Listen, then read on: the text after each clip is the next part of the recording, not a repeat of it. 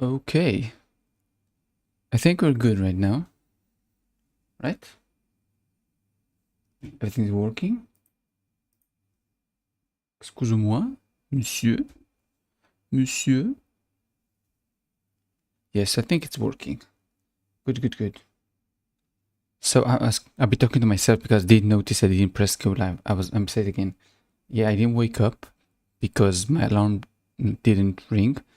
I had so many calls and messages before I went to sleep, so I put my phone on do not disturb. But for some reason the alarms even doesn't go through that. So I didn't wake up, yes. And now we are here. I don't want to make people who come here for the story, I don't want them to miss it. So I am not going to do the regular story stuff. I'm going to do, I don't want to say reaction, but it is a reaction to the Ashes of Creation live stream, as I'm always mostly leveling up in the meantime.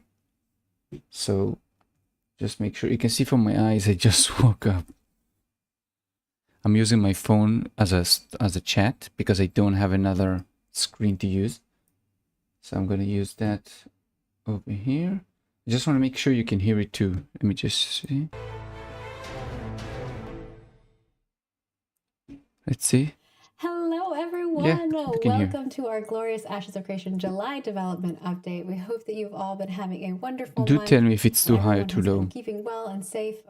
We know it's been crazy for me. It's like when it rains, it pours. I don't know why. Work stuff is great. Just everything else is falling apart. My house is leaking. My cat is in the bed. Oh no! I'm having a baby. I know people have been asking about the baby. The baby's not born yet. It's still. The baby's coming. The baby's ready for some Bard gameplay. The baby's ready for some music. That's true.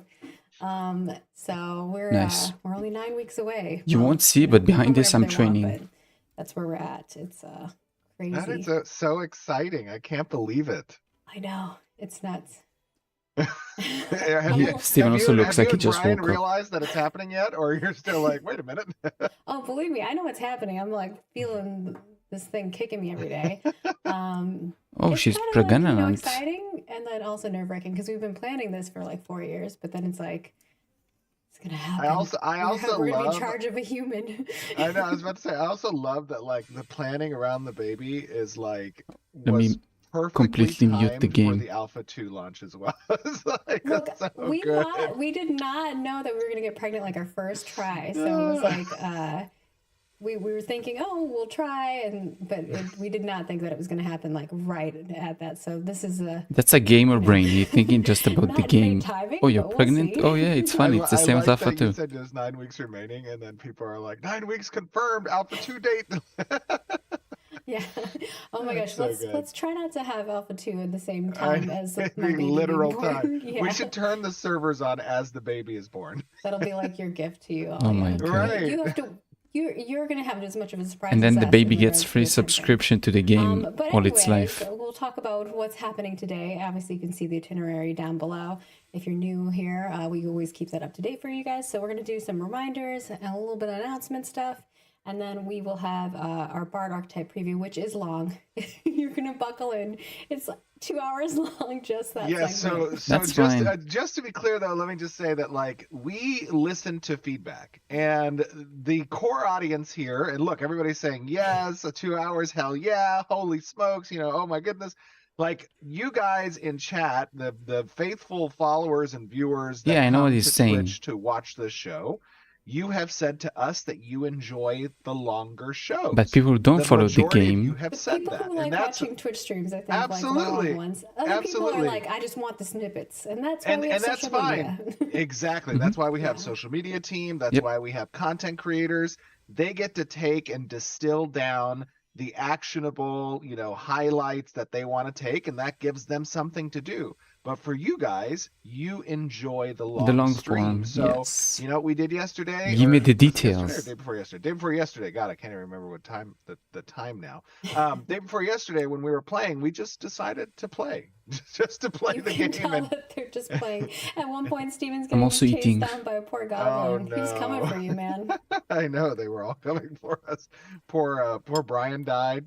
We lost the tank in one of the encounters. It was like, but Steven was that's pretty saying tanks typical. are expendable, so They all the tanks are. out there, rest in pieces. It was a good time. We enjoyed it. Also, you know, Steven just runs into buildings and like, oh look, there's mobs in here. Let me Brings tell them- you trains though. them Let me back on tell you people. though. The eye adaptation makes it difficult to see in the interior of buildings from the outside. Now you're making So- excuses. Yeah, no, it's intended. That's game design, right? Like if it's during the day and you walk through a door, like it's hard gonna to take a see few inside, seconds and then to boom, see. there's 1,000 mobs. What are you gonna do? Like, It's true. It's true. You run. You run away, but maybe But not is it into fun? your party. That's of the course, question. after our Bard Archetype preview, which will be long, so buckle in, grab your snacks. We will have a little bit of a studio update, a tiny art update, and then we'll do our Q&A from our forums.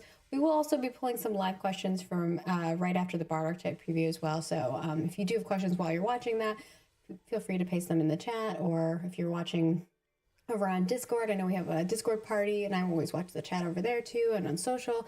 Our team is watching in all the Yeah, places. let's Our, start. you know, Peter, Vacnar, and Roshan are kicking butt all the time. Whilst we're live streaming to ensure that you guys are being engaged and you're watching if there's anything that we need to be aware of to answer and address. But let's get this show on the road. Let's. First and foremost, we have our spotlight. YouTube Spotlight. So for those of you who don't know, if you come check out our full development update and Yeah, leave a comment on I'll it, comment. so like this video will be up next week. As long Next as you week. are a subscriber and you have it as public, you can be spotlighted. So your comment may be selected.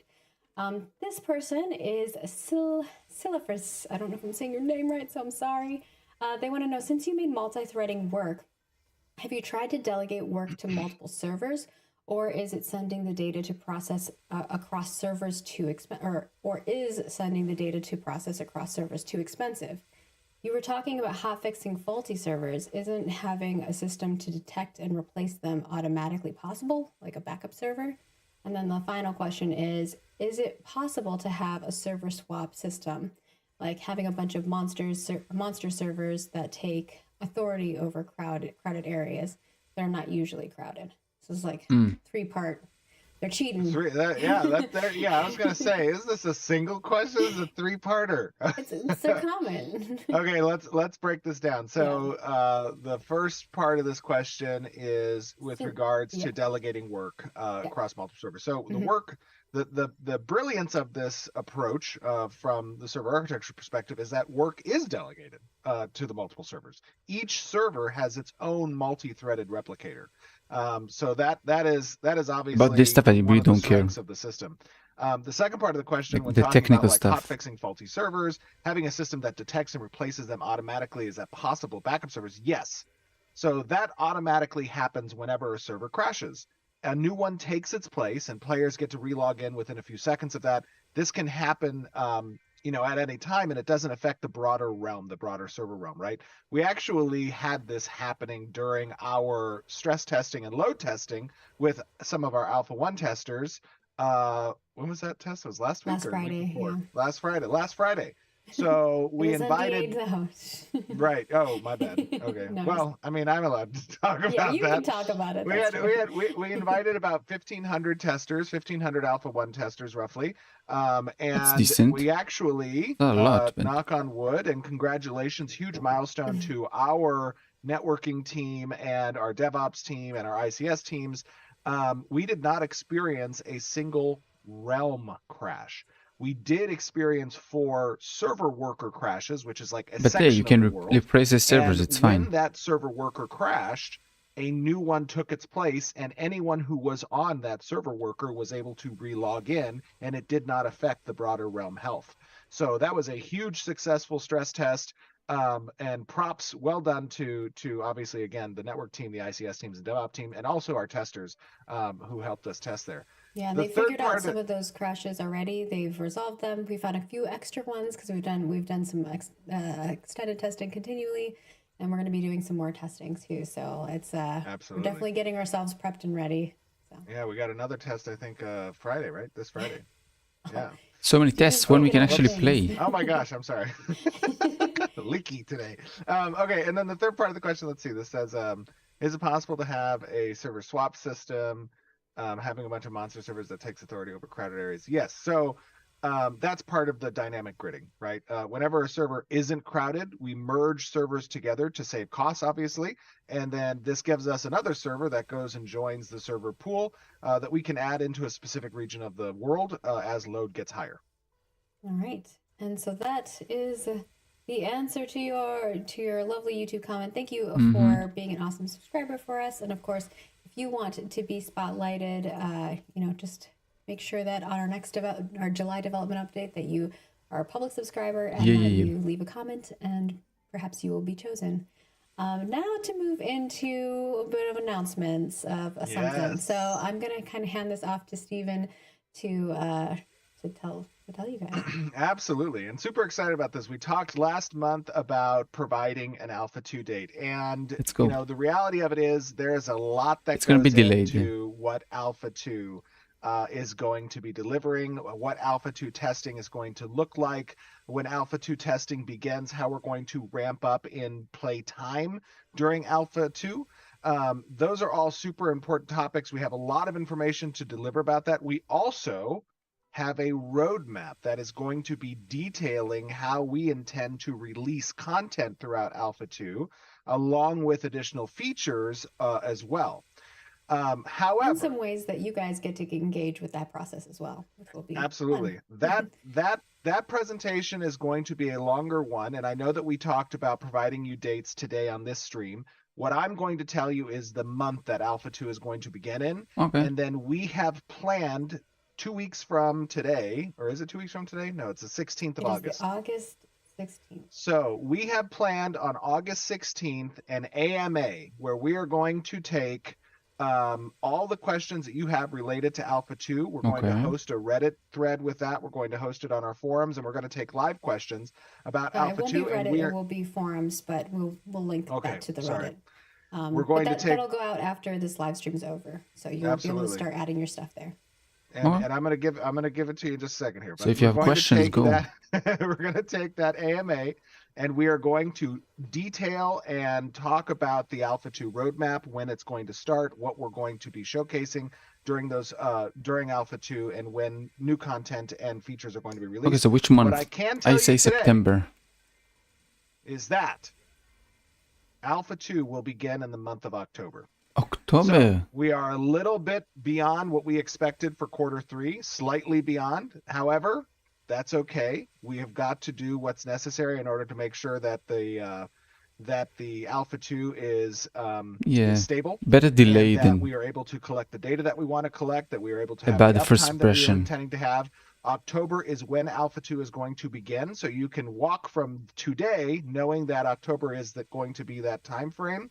And then come August 16th, we're going to have probably an hour to 2 hour long roughly live stream again, where we're going to answer all your questions about Alpha 2 and roll out the roadmap for Alpha 2 so that you guys have Of all the information, and then all that the will also be information. put into an article as well. So for those of you who don't necessarily want to watch an hour or two long live stream, you'll also have an article that you can go see the kind of recap and the highlights of the most important information from that, which will have some of the roadmap information as well as answers to your questions. so the same And thing. I Long know form that for I was us. watching, kind of in Discord and Short across form the from community, whoever. different thoughts about other games that have releases in August and in in September. September, yeah. Did we take into account that around Alpha 2? I mean, What obviously games? we take a lot of things into account, right? When we are determining when we're going to do certain days. Those were definitely taken into account to a degree. But also at the same time, when it comes to stability, when it comes to the polish that we want the intro to Alpha to have, October landed around that time frame. So we're pretty confident in October, very much so, to at least give you that month. And coming up for the roadmap discussion on August 16th, when we have that AMA, we're going to go into detail around what the plans are for Alpha 2. Yeah.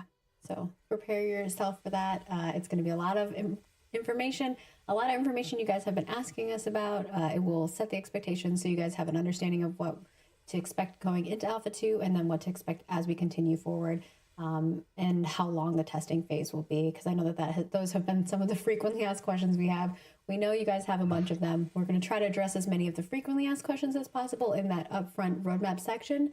And then, of course, any additional questions that we see coming down the line, we'll make sure are added to the mix.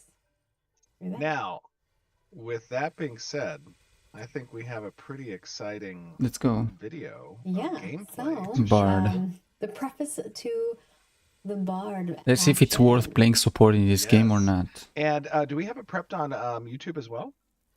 We do. Or We are going to play a preview, but I do want to bring up one more thing on the reminders front, is that we do have a dev discussion. It's still up, the one for camera perspective. So Gamer if you perspective. can, we'd love to know what camera perspective you prefer in terms of both of angle and distance from your camera, your character, and do different situations call for different perspectives. Kind of anything that you are interested in with camera or camera tools too. I don't see a problem with adding some details into that. And our next one is going to be about storytelling with archetypes, which kind of fits perfectly with the segue of the This Bard. one I will probably have a So yeah, word go to for say. it, Steven. Very cool. Storytelling. Okay, so quick preface. Obviously, everything you're going to see here is Work a in work progress. in progress, specifically as it relates to Every UI time. along with visual effects. However, Hello there. you are going to see How you doing? a lighting update. Yeah, I came in late. Huh? I came in late. I didn't wake up. I said to start the stream. Yeah. My alarm didn't ring. So, yes. I don't want to make people miss the story. People who actually come for the story. So I'm watching the update and playing Maple at the same time. Yeah. As well with this Bard gameplay. The lighting update is not I'm great. complete yet. However, you are going to see some Tired. visual differences, You can see in my eyes. particularly as it relates Just woke to up. But I'm great. exposure settings, eye adaptation, interior lighting, those I'm types like of things. 70% addition to excited, that, maybe 60% excited There about are the game. still musical compositions that are outstanding for some of the Bard abilities. So some of these abilities might be placeholder audio as well, particularly the chants, I believe it's called. With that being said, we had a lot of fun. It's a 2-hour-long gameplay session. We're going to 2 start out by hours showcasing of each just of the the individual gameplay. abilities. Well, yeah, they said it, And but then we're going to move 2 into hours. a point of interest that you guys haven't seen before called the Darigal Estates. There's a lot of story behind the Darigal Estates with regards to the Riverlands area. I think you guys are going to enjoy it. Okay, show me. We will see you all in about 2 hours. If you have any questions or anything like that, like we said, make sure that you're just posting them in the chat, or if you're over on Discord, having fun enjoying it over there, we'll be kind of grabbing those because our lovely community managers are watching all the things. So see you on the flip side. Go, go, go.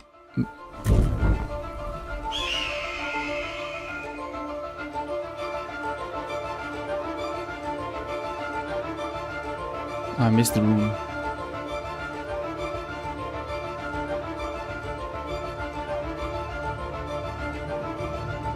I just wanted to say hi before Hello, going to bed, everybody, as you're live and now. welcome to another day. Again, my bad. Tomorrow it's gonna be the same hour stream as usual. But yeah, have a good night, I guess. Yeah, I'm just waking up. I'm working at night most of the time, as I said yesterday. So yeah, for me it's just the start of the day. Have a good night. I don't know what to say besides that. In Vera, and we have an exciting stream for you today. For the first time in Ashes of Creation history, we are going to be showing off the Bard. Not speed. And it is a good, as you can see, I want it the is a source to be better, good-looking yes. bard right now. This armor set, what is the name of this armor set? This is the Rose Thorn armor set. Oh my god, I am in love with this. And Manny did this, right? Mm-hmm. Oh, it looks so good. I mean, we have a great shot here.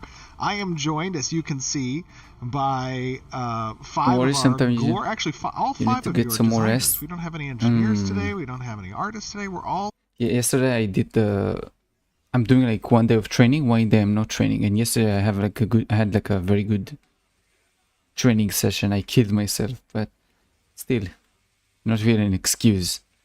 Usually I wake up when the alarm goes off, but I didn't. Yeah. Good night and have sweet dreams.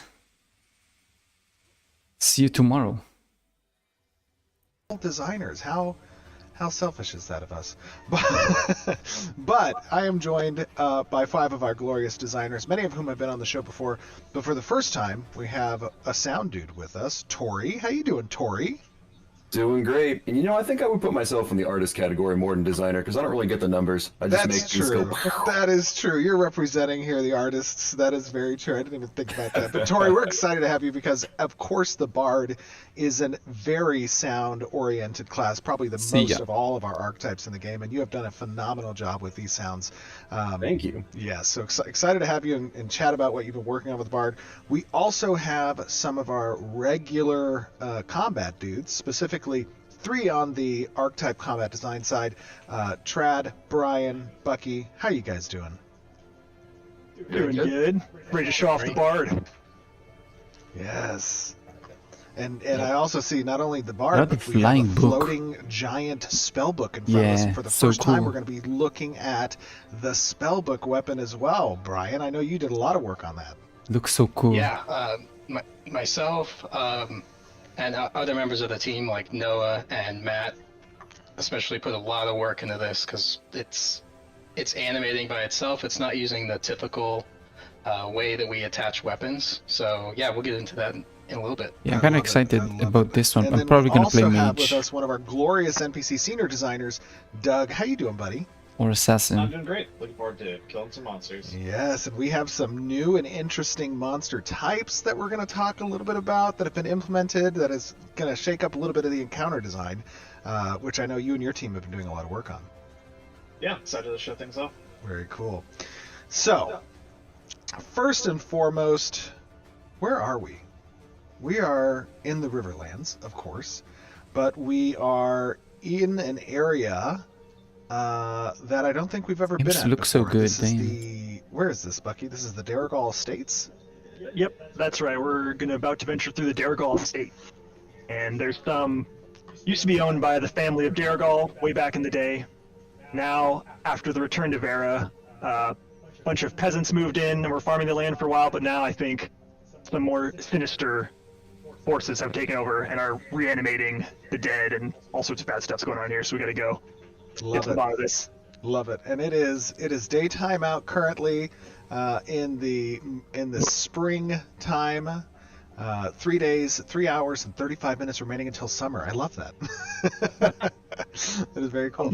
Oh, so it gives you like that's good. One season over Okay, because season so- actually matter in this game. Normally, what we've done in the past when we have new archetypes is we kind of go through each of the abilities. And Bucky, I know that obviously you are the master of the Bard. This is your class design. As many of you know, Dr. Bucky has a wide repertoire of skill sets, as well as his work on the system side. He's been doing a lot of work on the combat side, and the Bard is near and dear to his heart. So, Bucky, talk to me a little bit about the inspiration for this Bard class before we start getting into some of the abilities. Oh man, yeah, we had tons of different inspirations. Obviously, you know, the lineage, Arcage, Sword Singer, Blade Dancers, I believe. But then other MMOs as well, like some concepts from WoW and stuff we really gravitated towards. But Good, one they of the take big things we wanted to do with this from part other specifically game. was not to focus specifically on just song or dance, but have kind of a culmination of a bunch of different of these themes all together in the same kit. So as you can see down the ability bar, you know, we got some melodies, dances, songs, all working together to build out this kit. All right, so I'm opening up the skill tree here, and now obviously we're level 10. So for those of you guys who are tuning in for the first time, I just want to preface, as is necessary in our obligatory kind of discussion point here, everything you see is a work in progress. That includes mainly the UI elements, the effects, visual effects. But what you're going to see right now, we have a lot of these abilities already spec'd. You wouldn't normally have of today's demonstration. Oh, the music, we are the obviously sound got going to cut go off. outside of what is typical in order to kind of give you guys insight to the class. So this skill tree, that we've done a little bit of a rework on skill tree progression.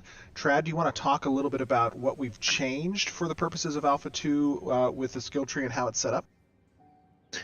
Absolutely. Yeah, so for those who were accustomed to some of the structures that we had in place before, they were very rigid, right? Like there were very specific paths that were linear, and if you wanted to get to a particular skill, you would have to take a very set path to get there. And while some of that is desired, like No, you can see if you don't the have any UI of that, glitching. then you don't really have a skill tree at all. But we wanted to open it up and give a little bit more freedom of choice. So in this version of the tree, you'll notice that rather than these ongoing linear branches going in different directions, So you can actually have choose what you want to essentially play. You don't tiers have of to do. skills. So you'll see 3 tiers: the bottom, the middle, and the top.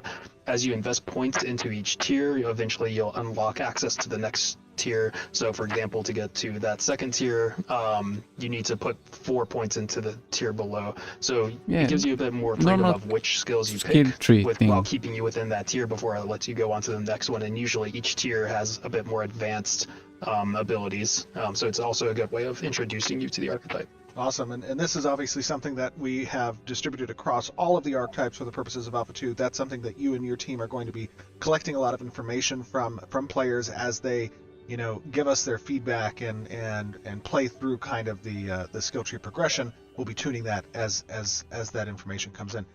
I notice here, Bucky, that at the start of this tree there is an instrument selection. Talk to me a little bit about that. Yeah, Or so the way we each one decided to gives do different buffs. instruments is they're mainly just a cosmetic choice right now. Okay. So players can choose as their first choice as a bard what instrument they want to play all their melodies with. And so this will actually change the animations and change the sound effects of how the melodies will play. Love it. That's super cool. And obviously this is something that we'll be expanding upon in the future, right? With different instruments that you'll have access to. But it allows, obviously, players the opportunity to kind of customize their own personal bard experience. Now, Exactly, yeah. after this... you can play however you after want. this You can change your instrument, skill talk and to stuff. me a little Yeah. bit about some of the first abilities we're going to take a look at. I see they're here on the skill bar 1 through 5. But I five. do wonder if you would be able to actually do stuff. Like, does it actually, like Guitar Hero type of stuff? Obviously, it's not gonna be fair if it is, yes. But I'm just wondering if it's like gonna be a Guitar Hero type of thing, where you had to like press different keys in a certain order to actually give out the buff. Obviously, again, it's not gonna be fair to the actual players. If it's gonna be that hard, nobody's gonna play it. But I'm wondering, so why do they give like different type of instruments? He said it's only for cosmetics right now, but who knows, right? And maybe he's gonna explain it. I'm just talking nonsense right now. Where do we Yep. want to start? So we can just start with 1. So these first 5 abilities are all of your melody abilities, and so they all share some common similarities. So basically, they're all large, persistent AOE buffs or debuffs. Okay, that's good. So the first one is Cheerful Melody, So you which just turn them applies on a and off. healing receive bonus to your party and heals them over time. Okay, so I see that here, that this lightly... Wait. Nearby party members gain cheerful melody, healing received increased by 20%. Also lightly heal of 15%. I'm guessing it's 15% of attack. Every 2 seconds. For how long? It's endless, right? It's a 20 seconds cast.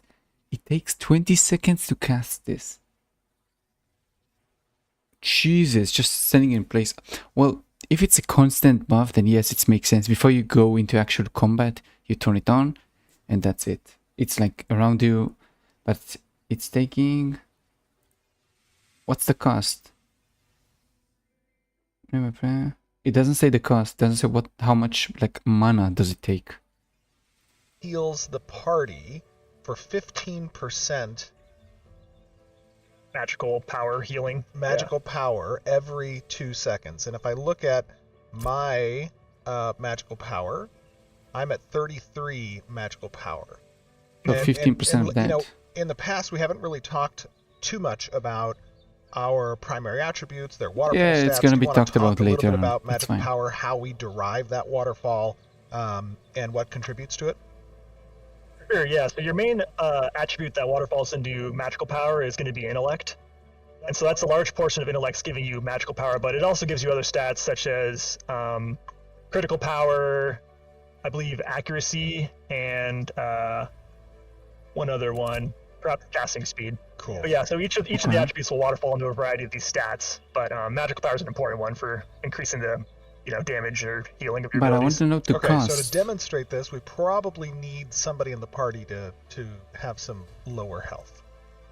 Okay, maybe Yeah. when he's gonna use it, I'll Usually see. we do that too. It's me. You know, Brian is the tank. Brian, I can't even see you. You're literally hiding behind a shield. You're smaller than the shield. I think this book is larger. That's the dwarf Nuke tank Brian. fantasy, right? Dwarven strat right there. Oh no. I nuked him. Okay, he's nuked. Okay. So you've lost some health, Brian. Now we are going to oh, by the way, I think this is the first time since Alpha 1 that we Yeah. have had a Dunir in one of the live streams. So Use it, very use cool. it. Love it. All right, so now let me use this cheerful melody It's gonna and take 20 see how it seconds. affects your healing. You're at 578. Oh, very cool. And talk to What? me about cheerful melody, kind of how it works. Yeah, so this applies a buff to the whole party. So everyone's Wait, getting it this didn't little, do anything. very, very light. Love it. All right, so now let me use this cheerful melody and see how it affects your healing. You're at 578. It gave him like 5 Very HP. cool. And talk to me about cheerful melody, kind of how it works. Yeah, so this applies a buff Every to 2 the whole party. seconds. So everyone's getting this little, very, very light healing over time, but the Ooh. biggest thing this does is it increases all the other healing you receive. So obviously this will combo great with the cleric. And it's kind of like, the clerics are still going to be Wait. our premier healers, right? But bards are more of a support role, and they'll really will power up clerics and all the other archetypes when they're in the party. Okay, Huh? so I can click on this melody, and it says it's a 20-second cast. So basically, it's ticking throughout that time. And can I use other abilities while the melody is playing? That's right. Yeah, that's the other big part about melodies is that they work concurrently with your other abilities. So So it's not a 20 seconds cast. It's a 20-second duration. Because cast means how long it takes you to use the skill, right? If I understand English correctly. So it's a 20-second duration and you can use other stuff while you use this type of thing. Right? No, but 20 seconds have passed, right? Do I see the cooldown? No. It's Steven using it, right? No, it's not Steven. It's Bucky. Final versions of our composed Weird. music in for these melodies, but the intent there is to have our composer be creating these melodies to kind of live harmoniously with the ambient music of the biome as well as the other skills and abilities. Correct. It's going to be a decently complex system, so it will take a while to get it properly implemented, but we don't want the music to interfere with your experience in a very atonal way, especially for at least those bard melody abilities. Those are going to be happening enough that you don't want them to be too annoying. I know what she's saying, but changing your music like mid-game for some reason, it's the same reason like voice chat is funny in game, like proximity voice chat.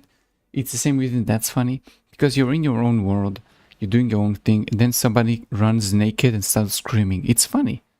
People enjoy that. So maybe you are in an area where the music is calm and mystical and stuff like that, and a bard come and play like a metal riff. It's gonna be funny.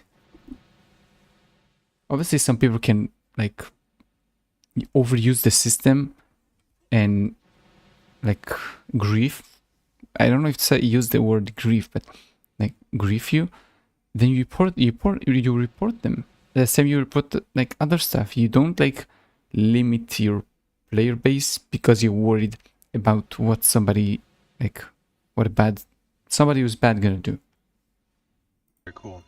And now, Bucky, specifically, you mentioned that this cheerful melody, it augments the healing received from the primary healing archetype, which of course is the cleric. And talk to me a little bit about the differences between the types of healing effects conferred through the bard archetype versus the types of healing effects conferred through the cleric.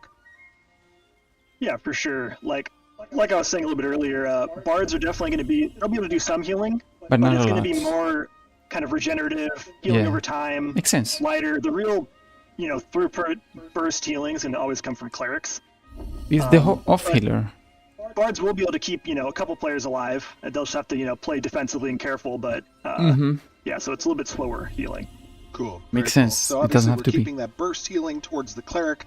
Those are the people who are going to be able to As it actually should. sustain you in a pinch or through significant damage received, whereas the bard is an augment to that and empowers the cleric's ability to kind of confer those effects on the party. Okay, very cool. Cheerful Melody, that's awesome. I love the effects for this. I think that was Siva that did these. Yeah, Steve did all the effects on the bard, and he really did a great job. He was killing it. Look phenomenal. And Nat did the icons. Yep, Ned did the icons and all the concepts for the effects, which really, helped the whole process out. Get Very it started cool. on the right foot. Very Mike well and done. Ike.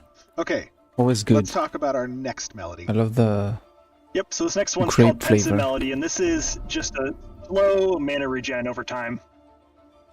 Okay. So this is kind of a, just Wait, if wait, your wait, party's I wanna low see on that, mana, doesn't wait. need... Yep, so this next one's called Pensive Melody, and this also 20 seconds. 30 meters range. I wonder if you can change it, like using items that you can increase your circle. It stores mana every 2 seconds. That's it. Can be played together, meaning you can increase people's health and mana at the same time. is just a slow mana regen over time. Okay. So this is kind of a, just if your party's low on mana, doesn't need healing, doesn't need some other effects, you can switch to a mana regenerations to give everybody a little bit of sustain for longer, fights and stuff like that. Now, we've seen one other mana recovery ability in the past, I believe, and that was on the cleric. And that was conferred mana restoration through your weapon attack. Yep, I've got it spec'd right now, and I'll be using that as well. So those two things in conjunction will be really nice for the lucky target that gets it. The biggest difference, obviously, is that is a single target ability that you can only maintain on one target at a time. So it's more potent, but again, kind of reinforcing the theme of the healing. The strength of the bard is party-wide benefits. Not to say the cleric won't have some party-wide stuff too, but that's really where the bard I want to see shines, some is in- stuns. I in want to a- see in some an attack eight-man boosts. party. Very cool. So, Doug, as you're kind of authoring the encounter designs for, obviously party compositions, you guys are taking into account the restorative ability of a particular archetype design or party comp around these mana abilities, right? Because you want to tax those parties significantly in between different polls, and taking into account what restorative mana there is available to a party design is calculated in the NPCs, correct? Yeah, and you're going to see that a little bit today. I think we're going to start without Chad here dealing as the cleric, so we're going to go in with a tank and only a bard and have that sustained support heal us. And then we're going to have a cleric join us later and fight stronger enemies, and that's really going to be the determining factor. It's Okay. like, if you're a small group, you might be able to get away with a bard as your only support / healing. I think if you plan a proper battle, then the group that you send to flank is not gonna have a healer, because healer needs long durations to cast stuff. Is slower. You can use your bard and you're gonna get more out of it. You get the mana, you get the healing, you get a lot more stuff. So I think it's worth it more. If you have a tank, but then maybe if you don't have a tank, you'll want to bring a cleric. So Very cool. Composition, strength of enemies, these all things that matter. Now I notice that when activating these melodies, that the radius seems to be pretty significant. I'm assuming that on the visual effects side, that this ring, as it expands and kind of ends out there, that's the distance that I need to maintain as a bard within, or rather, my party needs to maintain within proximity of myself. That's pretty generous. Yeah, Mhm. the idea was we wanted to have just something baseline for bards that they can, as long as they upkeep this ability, it provides just kind of like a default, bonus to your party depending on which one you choose. Whereas the other abilities are more mana intensive, cooldown intensive, to differentiate them a bit. Cool. I can also speak a little more to the general paradigm between party and AoE abilities. Usually with things that are party based, we're a bit Look more, at the marshal behind them. lenient on the radius, just because it is already limited on one axis to members only within your party. But then we'll also have abilities that target an area, and it'll hit any number of people or whatever, like regardless of whether they're in your party or not, but they're more proximity throttled. Very cool. Now talk to me about Epic Melody. Epic. This one is Hold on, momento. Oh. Nearby enemies. Movement speed. Okay, so it's the same, just movement speed. And movement it speed also boosts your can whole be group. played at the same So, time. if you need to run away or get someplace quick, or do you just want to grind through a POI really fast, then you can switch this one. Yeah, it'll have some great uses in PvP as well. Oh, okay. When I So go it gets a into little bit more position. down and dirty in this one. The animations look great. Yeah. So we kind of have different styles of animations for each of the instruments, depending on if the song's a kind of a more calm song or an intense song. But yeah, this is a nice speed boost for the whole team. You guys got to get someplace. Very cool. That's awesome. Of course, no bard would be complete without some type of movement modifier. Exactly right. Love it. Okay, talk to me about Cathartic Melody. This one will give everyone in your party a chance to heal themselves. So it's kind of like a leech. Love it. Nearby party members get Cathartic Melody. Your attacks have 25% chance to heal yourself. 50% of the damage done. For how long? 20 seconds? So I guess talk to me as long as about you're in the Cathartic circle. Melody. This one will give everyone in your party a chance to heal themselves. So it's kind of like a leech song. So it's kind of an alternative way to apply some healing support.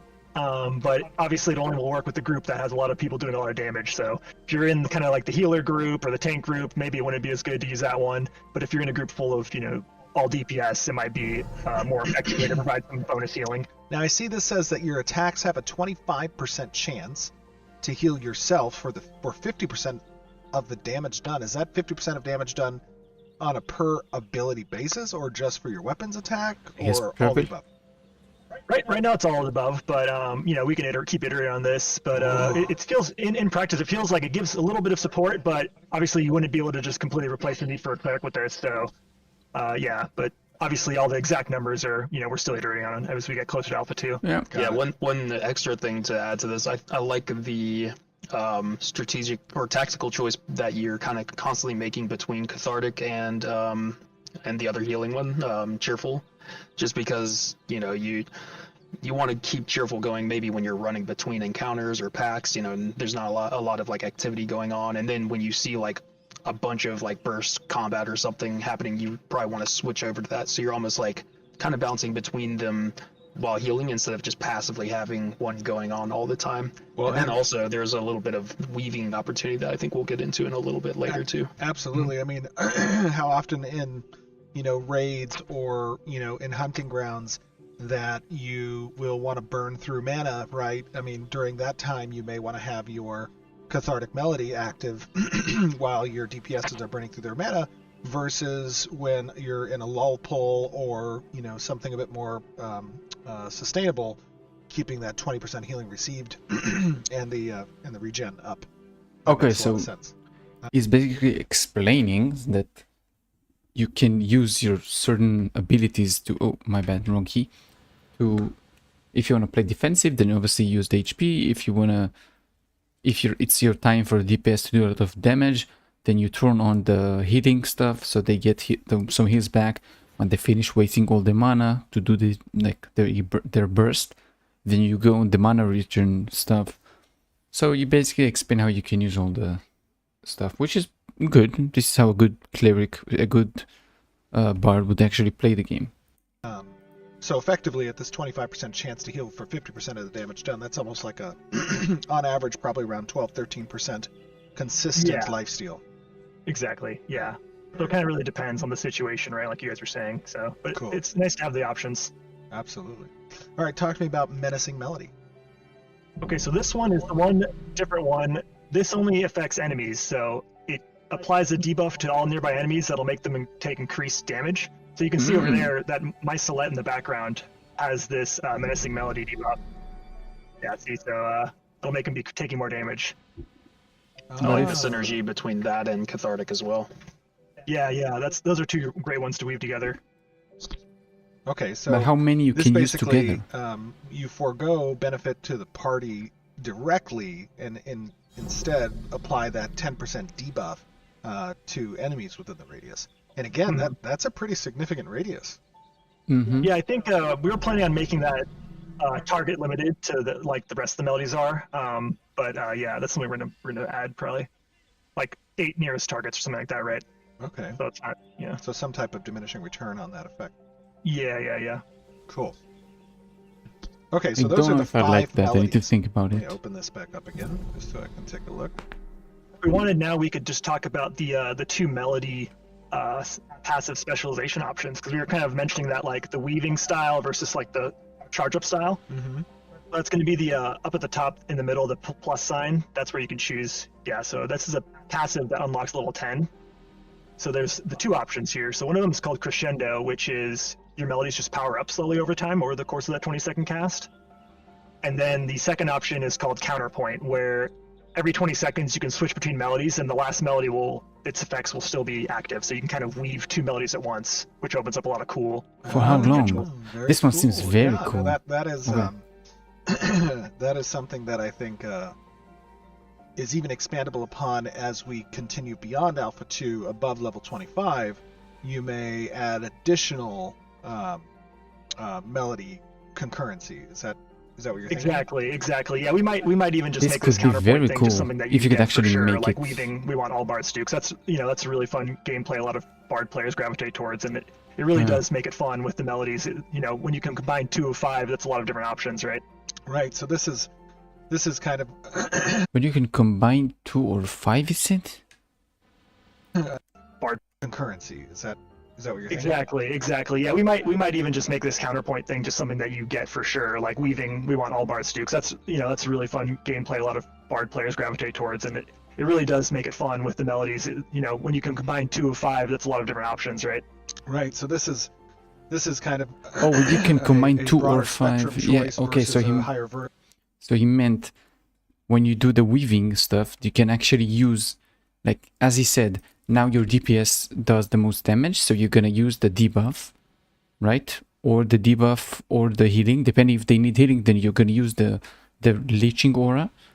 If they don't need, then you're gonna use the debuffs on the enemy. When they finish, you're gonna weave in, do it or maybe right before they finish, like killing the enemy, you're gonna start doing the healing or the mana regen, depending on what they need again. And the debuff to the enemies is still gonna be there, but the regen is gonna start coming in. So you're gonna have 2 of them at the same time, obviously for a very limited duration, but you can already start using stuff for the next encounter, so you don't waste your time like crazy just sitting there regening mana, like everybody's inside the ring just holding, saying, hey, how was your day? So it's a good thing. It's gonna make you not waste your time. effect. And so you said this increase in power over the course of 20 seconds. This is something that scales on a step, essentially over that 20 seconds, or rather linear. It's linear right now, okay. but we were talking about experimenting with making it stepped, like every 5 seconds or something. It chunks up a little bit, but that's kind of the option for people who don't maybe want to have to deal with weaving back and forth and want to just kind of stick to a song and get rewarded for staying in one song for longer, one melody for longer. Cool. Um, Are yeah. these also? This could also mean, if he's saying like every 5 seconds, the effect of the, let's say you get more HP from leeching, from like dealing damage, then you could also use it as a clutch. For example, you know this like encounter is going to be harder and you need more HP, or you need more debuffs to the enemy, again depending if you have a healer or not, then you can use the crescendo. Also, it's going for noobs who just want to stay in the same one, they don't want to trade, and the high level players who actually want to play like more efficient gameplay can actually use it to like for specific situation even more. And the regular players who just don't want to try to do the weaving can use it like boop, just press it and that's it. So melody centric, the other two? The other two, so those are for the other groups of abilities. There's Okay, Dance okay. Mastery Specialization and Song Mastery Specialization. But if you wanted to demo, we could demo the Counterpoint one really quick. Yeah, let's take a look. Yeah, like the weaving Counterpoint. All right. If you confirm that, and now, so now if you do, for example, if you do the Cheerful Melody, you'll see the buff we're all getting is going to start lasting longer and longer on our party frames. Mm-hmm. So that once we here. get to 20 seconds, it'll be applied at 20 seconds. So that means the next 20 seconds we can switch to a different melody, and then this one will kind of be going the whole time. So we'll be effectively having two stacked up at the same time. Wait, I want to see That's this. kind of what this stinger right here, that's showing you, okay, your melody's at 20 seconds full charge. Now you could switch to, cathartic or pensive. Oh, wow. So Yeah, so so like I was saying, both the melody buffs are active right now. As you can see, Cheerful's starting to wear off. So after 20 seconds in Cathartic, Cheerful's going to fall off. And then we'll have to weave back to that one or move to a different one. So that's a lot of different options. So you're upkeeping. Oh, so basically you can have like, if it's gonna stay the same 20 seconds, yes. You can have two melodies up at the same time, but your bard need to be quick because you need to keep switching between them. So you can have the leeching and the mana regen, for example. So you can have constant HP coming in, constant MP going in, so you can have a very long battle. So that's good. If you have a good healer, so it's giving the what do you call it? The skill ceiling, it can be even higher because a good player can actually use more melodies. You can see a boss incoming, so you know you need more HP, so you're gonna use the healing over time and the leeching. So now you have double HP coming into your team because you don't have a healer or something. That could be very good. So as I see now Cheerful has fallen off, I can add the Cheerful back. Yep. So you kind of, weave back and forth between two you want to use or, alternate to whatever the party's needing in the current time. So a lot of different ways to play it. That's pretty cool. I like that gameplay. So that's essentially, as the bard, you are very cognizant of kind of the situation that the party is in, and you have all of these different types of effects that you can confer. You're essentially, monitoring what the party needs at any given time and able to swap in between these without letting the last utilized melody go to waste. Mm-hmm. That's very cool. That's what I do with that one. Yeah, That's buff awesome. weaving is a classic, I feel like, in a lot of even older MMOs. Yes. Some people love it, some people hate it. That's kind of why we have it as a spec option, so you can choose whether that's your style of gameplay or not. But we think it's cool, and I think we've taken it to another level that in some games in the past, at least I know, weaving has been kind of janky or clunky or even unintended. But I think we're leaning into it, and I think it's a better version. Yeah, I agree. That's awesome. Okay, what do we got next, Bucky? So next on your bar is a different ability. This is a mobility ability called Flourish. Oh, whoops. Oh no. Classical Steven. Spoiler alert. Just drawing in enemies. I must have the auto attack enabled. Do you want that enabled, Bucky? Yeah, you can turn it off if you want. Okay, well, let me open up my game options and go to combat. There it is, the third checkbox. And I will uncheck my auto attack. I apologize, everybody.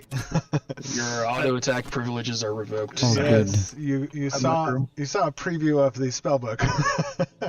I'm watching that guy like slowly get closer to us. Little by little I did didn't he know. expect us to attack him. Curious mushroom.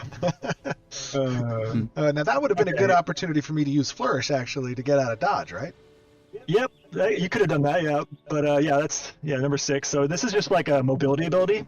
So similar to Blink in some ways. However, this has the added bonus that you can use it during any other ability. So kind of like with your melodies, you can cast them while you're doing other abilities. Okay, so This it's just a flourish you can dash. cast during other abilities. Use it while you're turning, Steven. Yeah, and it lets you steer a little bit too. Like move your Okay. character as it's Wait, what? With move your character right while mouse you're button. dashing. While Like I'm spin. dashing. Yeah, spin. Oh, that's I cool. love that. Very cool. Oh, that's awesome. I love that mobility. How cool is that? I also love the effects for this.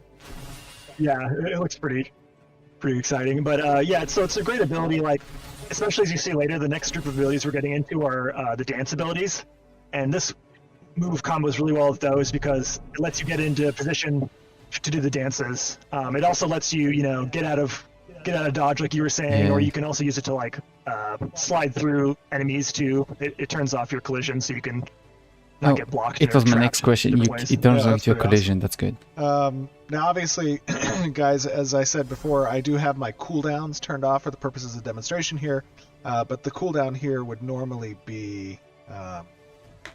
I think it's like a 15-second cooldown with 2 charges or something like that. Oh, okay, cool. So it has a Yeah. couple of Mm. charges that you can use. That's So you good. can save it up and use Awesome. it. Okay, so you're talking a little bit about these dance abilities, and I am absolutely in love with the icons here. Yeah, they're great. They're pretty great.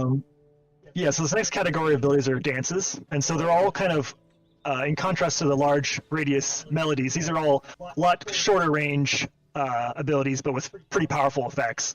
So this first one's called Shielding Dance, which heals everybody for a little bit over time, and also applies a heavy temp health shield. So this is a great one to use when people are about to die and the cleric needs some more time to heal. You can give everyone a shield.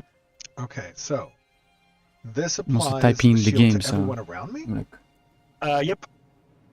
Heal yourself and nearby allies for 50% of your magical power every second, and apply up to 1 instance of the shield to each target. If you hold shift, you can see the tooltip for a shield, it is safe and an which ally. is, just some temp health. Oh, wow. Every second, apply up to. That's awesome. 400%. Okay, so healing and a shield for each one. Mhm. For 15 seconds. Wow. Okay, and my healing power we saw was like 40 or something. Yeah. So it's a decent little chunk of health, That's good. or temp health, that is. But the downside of this one is that it's only a 5-meter range, so it's basically melee range. So that's why you really need Flourish to, There we go. Oh my god. so Tori, I love the sound of that. Holy smokes. That Thanks is so much. That is so good. Absolutely one of my favorites from the whole set. Oh, I love this. So now I can move while I'm using this as well. Yep. You can move while you're doing it, and you can also knee slide while you're doing it. So with the longer cast duration, you might hit some close by people with it initially, then you want to knee slide to another group of people to get it with the end. So it kind of, since it has a decent duration, you have some time to apply the Oh, buff to as much so as you can people as get possible. Is kind of more the idea with that stuff. one. I just want to comment on the shield application as well. Like how it materializes is just awesome. That is so good. Siva did such a great job with this. Holy smokes, I love that. Yeah, that's pretty great. And then the little lights above you, little sigil notes. Hold on, let me put myself in walk mode just so I can see myself slow move on the dancing here. Hold on.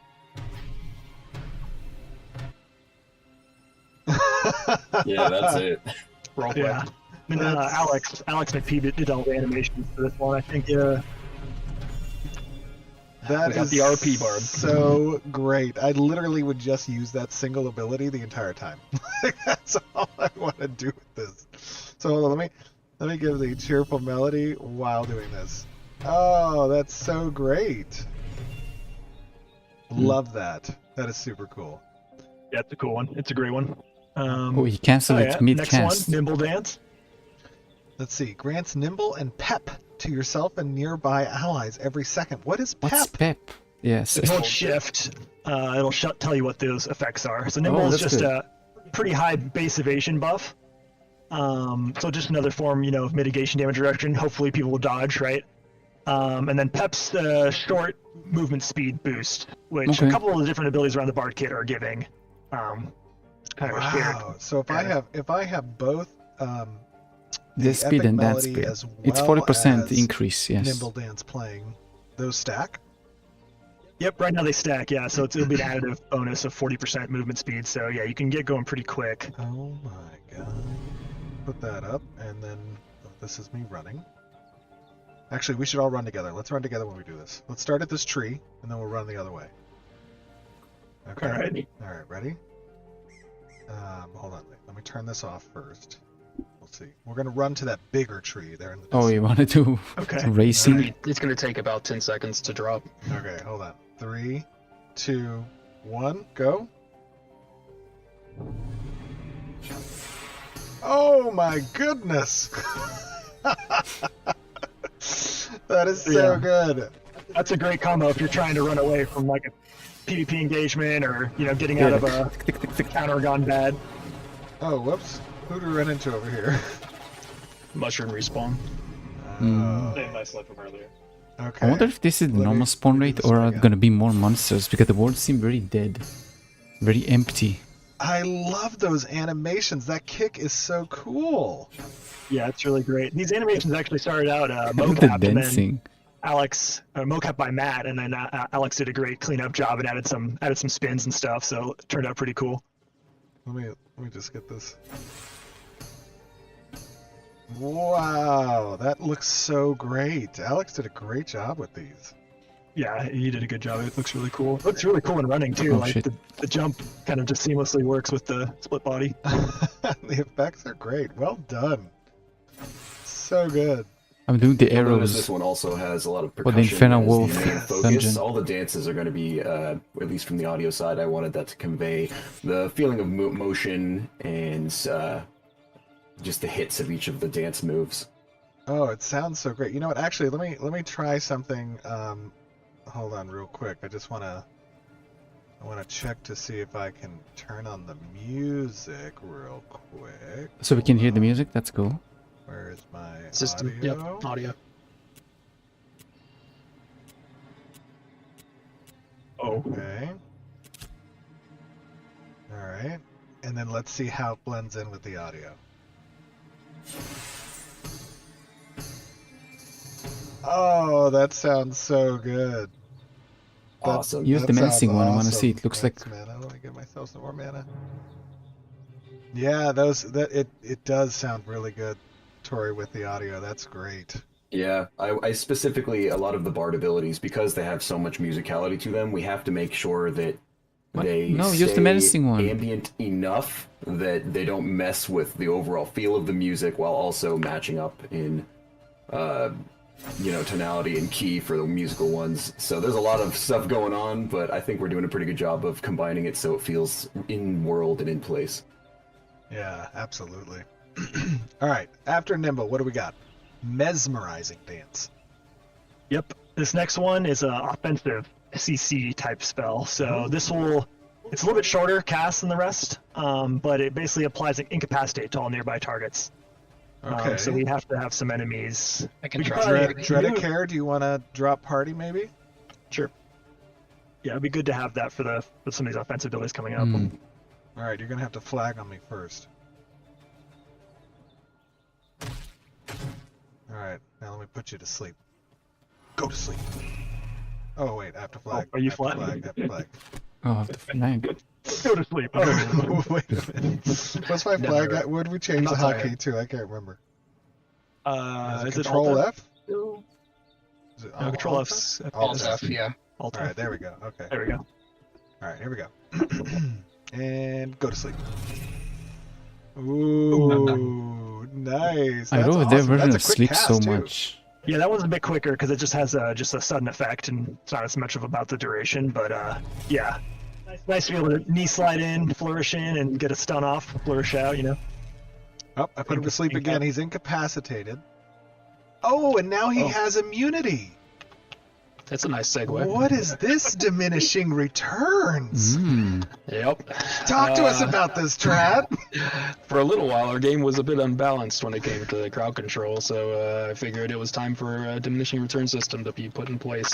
I won't go into like super detail about it, but the basic idea is we have created different like categories of CC. So you've got hard CC, you've got movement CC, you got activation CC, like silence and disarm, and each of those categories will tick up as the duration ticks. And once you've hit a max amount of duration of that CC category, it'll kick in a temporary immunity. That's cool. Just give me a second, please.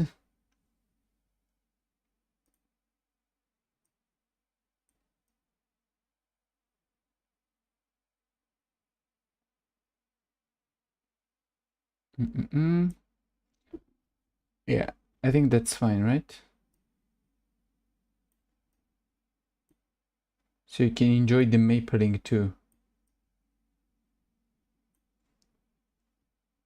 Not only that. Period. So we'll probably iterate on this think that's more fine. just as we do with everything else, but we wanted something in place just so that people can't like perma lock you down, because nobody likes that. And just to give Nobody some liked clarity, that. obviously, to the audience, you have bucketized essentially the different types of control effects so that they don't all share the same diminishing return values, but rather each of these effects share with some other effect types, and they will communally grant some DR based on the Explain. effect type. Yeah, I mean, real quick, the movement ones are snare, chill, root, and freeze. The hard ones are the one you're seeing here, incapacitate, which is breakable on damage, but there's also tier 2 versions of that, which is trip and stun, which do not break on damage. And then you have your activation CCs, which are silence and disarm, and potentially more in the future, but that's what we got right now. Very nice. That is awesome. I know that from a user experience standpoint, obviously, we were getting a lot of feedback from the tests that, hey, when is this system going to be in place? It's really feeling Yeah. crappy, and PvP Nobody and likes the to be encounters stunned for to just eternity. consistently get tripped or snared or whatever. And now you guys have implemented this, so well done. Very nice. That's definitely going Yeah. to help. I remember being rooted for like 30 seconds during that Node War live stream. Like, Yeah, I'll get I out of here think- one day. My primary motivation was playing as a fighter in PvP and getting perma rooted. I'm like, nope, we're changing this right Oh now. my gosh, that's so good. Okay, so mesmerizing dance, that's super useful, and that's obviously a short radius AoE effect with a 5-meter range there, but pretty significant considering that it's an instant cast. That's a pretty strong ability. Yeah. Yeah. Yeah. Okay, cool. What do we got next? Maddening dance. What's So this one's this? just more of a general AoE damage. Damage to enemies. Damage enemies, okay. Every second. Damage increase with less targets. Applies humiliated to the target that are demoralized. What the? Ability that scales up if there's less targets. So there's a lot of targets, it'll do 40% magical power, but if there's just a few, it'll do more. And it also has some interaction with status of the bard it can apply, which is demoralized, and it'll promote that to humiliated, which decreases damage done. Okay, so this is Okay. cool. This is kind of like, a decision to make here, obviously. If you're using it as a solo player, solo bard, you're going to have greater damage efficacy against single targets or something. But if you're like pulling large, groups of mobs, Then, yeah, it's going to automatically It's detonate gonna some of do that damage. less damage, Mhm. yeah. Exactly. Cool. Let's test this on Dredicare again. So you could like AFK in low level maps. Okay. Wow. Okay. He's gone mad. He's gone. It doesn't do much, but it So does we're doing some about damage. 17 damage a tick there. hmm Okay, that's pretty good. That's pretty significant. Very Yeah, cool. just lets the bard get in there and get some AoE in as well. I also love obviously- the screen oh. effects that are applied there. There's some like screen distortion effects a little bit. Yeah, it looks like you're Yeah, high. I think the internal of the effect has some distorts going on, something like that. I don't know, it looks pretty cursed in a good way. I like how discontorted the body is. Yeah, exactly. Going for some sort of like weird Eldritch thing, right? I love it. We should get some weird tentacles flying out of him. That'd be cool. That's super cool. Okay, Looks cool. creepy. That's those are our dances. Are those all the dances? Yep, those are all the dances right now. Nice. Yeah, there's also a dance mastery passive as well, but it's still getting some iterations, What so does we can that show that mean? one off later. Okay. Like we said, we're not, this isn't the entire kit. There's a couple abilities in here we're not going to be showing off today, but for the most part, we got most of it here. Cool. All right. What do we got next? Yeah. what do we Next have? up is a knockback ability. It's called Get Off the Stage.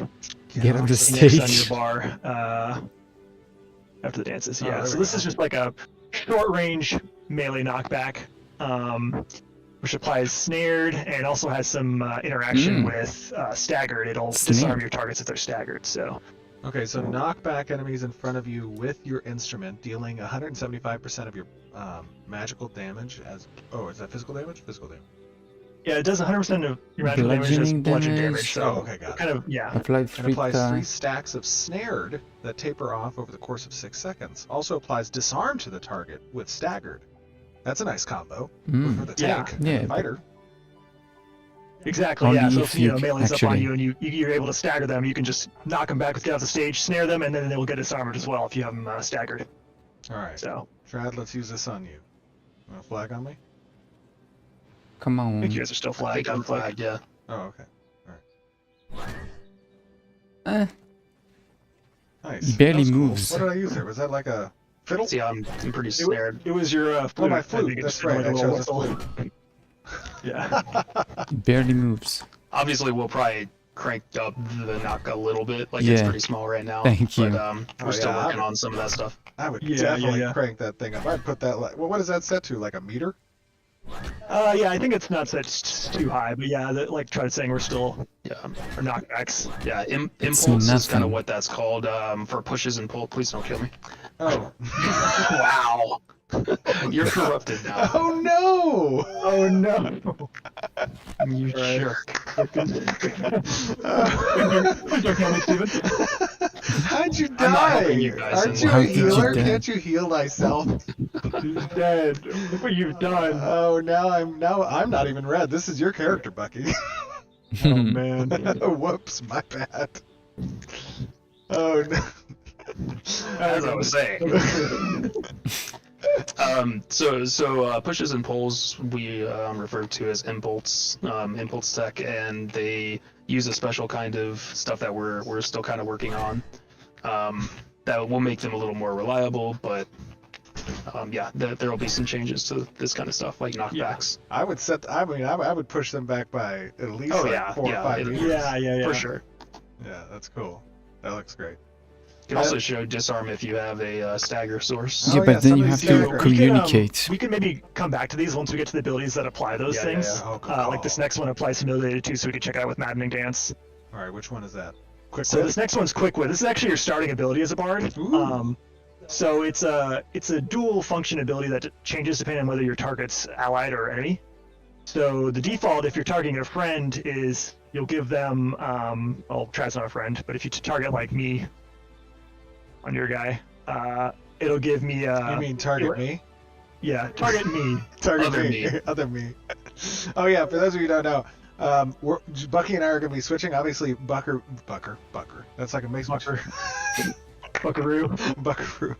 Bucky, being the master of the bard, is going to be playing the bard today when we move Do the actual gameplay. into the Daragol estates. Okay, so I'm targeting me. So if you use it on me, it's going to apply some direct healing and apply this buff called Glee, which is a heal over time that lasts for a while. Oh, let's see that. Glee. You are amused by the wit of a bard. Heals for 60% every 2 seconds, lasting 15 seconds and can be extended up to 30. Okay, interesting. How? And then it says ridicule target. So for an enemy, it's going to damage them and apply demoralized, which is a multiplier reduced by 10%. Damage multiplier reduced by 10% for 8 seconds. Duration can be extended for up to 20 seconds by subsequent applications. That's cool. Yeah, so it's kind of like a dual function ability. We've seen this before with like the cleric having judgment and some different abilities here and there, so it kind of swaps depending on the context. Yeah, Glee's just like kind of a very But light how? healing. Like if you compare it to the clerics, for example, the clerics heal over time, heals a lot more, but this one's kind of just some more nice light healing potential for the bard. And Okay, Yep. that's cool. I doubt somebody's gonna play the bard And then now solo. we should try the other. Barely effect. anybody. yes, and as you can see, the icon changed. You can guess what it's going to be. Oh, that's cool. So as I target friendlies, you can see your friendly icon. Okay, so we got some UI support finally coming in here. And then we also have now a tomato, looks like. hmm Talk to me a little bit about the concept for the tomato. Oh man, this is something Natalie was just instantly like, oh, we got to do a tomato toss somewhere in this kit. You know, it was so good. Especially when we were talking about what the effect would be called. Like, you know, what else would demoralize you by getting some tomatoes thrown in your face? I want to see like a trip status interaction, so you just like fall on your butt when you get hit by this. Yeah. So this, Oh, so- yeah, the status, the one that interacts with the knockback on the get off the stage is actually from a different ability. But this would, you can be promoted this through Maddening Dance. So if you use Maddening Dance after you throw a tomato at them, it'll promote their demoralize to a humiliate. Which That was the one's one. the- Oh, Yeah, I that see, I one. see, I see. Okay, okay. Yeah. Ooh. Yeah. So now he takes more damage, or he deals less damage, I think. Oh, yeah, that's cool. So damage dealt reduced by 30% towards targets other than the applier of this effect. So that means as the demoralized target, if it doesn't focus their abilities or effects on me, that it's reducing outgoing damage by 30%. Yeah. That's right, yeah. So this is a shared status. We're also using some spots for the tank kit as well. Trying to experiment with making ways for, you know, no more classical abilities like taunt and stuff to still have a use in PvP, right? Where, you know, players don't have threat. Taunt wouldn't do anything to players under normal circumstances, but if, you know, we have these status interactions, then it'll still have a great use in PvP as well. That's cool. I'm liking these interactions. That's very cool. Yeah. So many the exact names, interactions dude. where things are like might change here and there, you know, like we're still working on the fear status as well, and I think that could have a really good place on the Maddening Dance because it, you know, more thematically fits as well. But for now we got this, and it's a pretty good combo. That's super cool. And by the way, guys, as you're kind of watching this demonstration, obviously you're going to see some bugs here or there. One of the bugs that we have currently, that we're currently working on, is some of our nameplates and targeting plates respecting hit point updates. That's something that we're actively working on. And that's fine. It's not Okay, even in so- beta yet. Quick Wit. Super cool. Love it. What's next? Next up is on the next bar. So this next group of abilities are called the Songs. And so these are all single target abilities that are also channeled, but have a variety of effects as well. So this first one here is called Lovely Serenade, and that's kind of just like a heal over time that also applies Glee. Let me damage you a little bit. Yeah, we can nuke. Or actually, if you want to heal a friendly, we could use somebody else. Maybe you could heal Brian. That's nice. I love the music. Or I'll nuke Brian a little bit so you can heal him up. Oh, okay. Yeah, there we go. Thank you. All right. Oh, how cool is that? So it's just a bunch of really Let me add this. small healing. And then do it. We're doing it. We're Yes, healing yeah, Brian. that's a great combo, of course. You know, increased healing received. Yeah. Your target. Very cool. I like the duality between the archetype designs, right? Obviously, the cleric being the bread and butter of the healing, but having this augmented, you know, bard role to kind of secondary regen / heal effects, and also empowering the cleric, I think is a very healthy complement in the party comp. Yeah, we want to give bards a lot of ways to, you know, obviously as our premier support archetype, we want to give them a lot of ways to support all the other archetypes. So they can spec more for a healing support way or a damage support way, or, you know, maybe going more for a CC oriented playstyle. So there's a lot of different options on how you can bring value to the team. Love it. Okay, I think the next one is probably one of my favorite visual effects designs. Yeah, this one turned out great. Show. This is a single target attack speed / cast speed bonus, so you can Okay. really speed up someone's power with this one. All right. Oh yeah, so you can give it to. Yeah, that's good. Ooh. Yeah, you Oh, can yeah, see the That speed was up. pretty significant. So that's giving you 25% faster casting speed and attack speed, Yeah. and it lasts for 10 seconds. Mhm. That's I think pretty it has a significant. Most of the songs have a bit of a longer cooldown. I think they're about at 30-second range, but yeah, it's a pretty strong DPS bonus to your target. Love it. Here, Dread, you can have some too.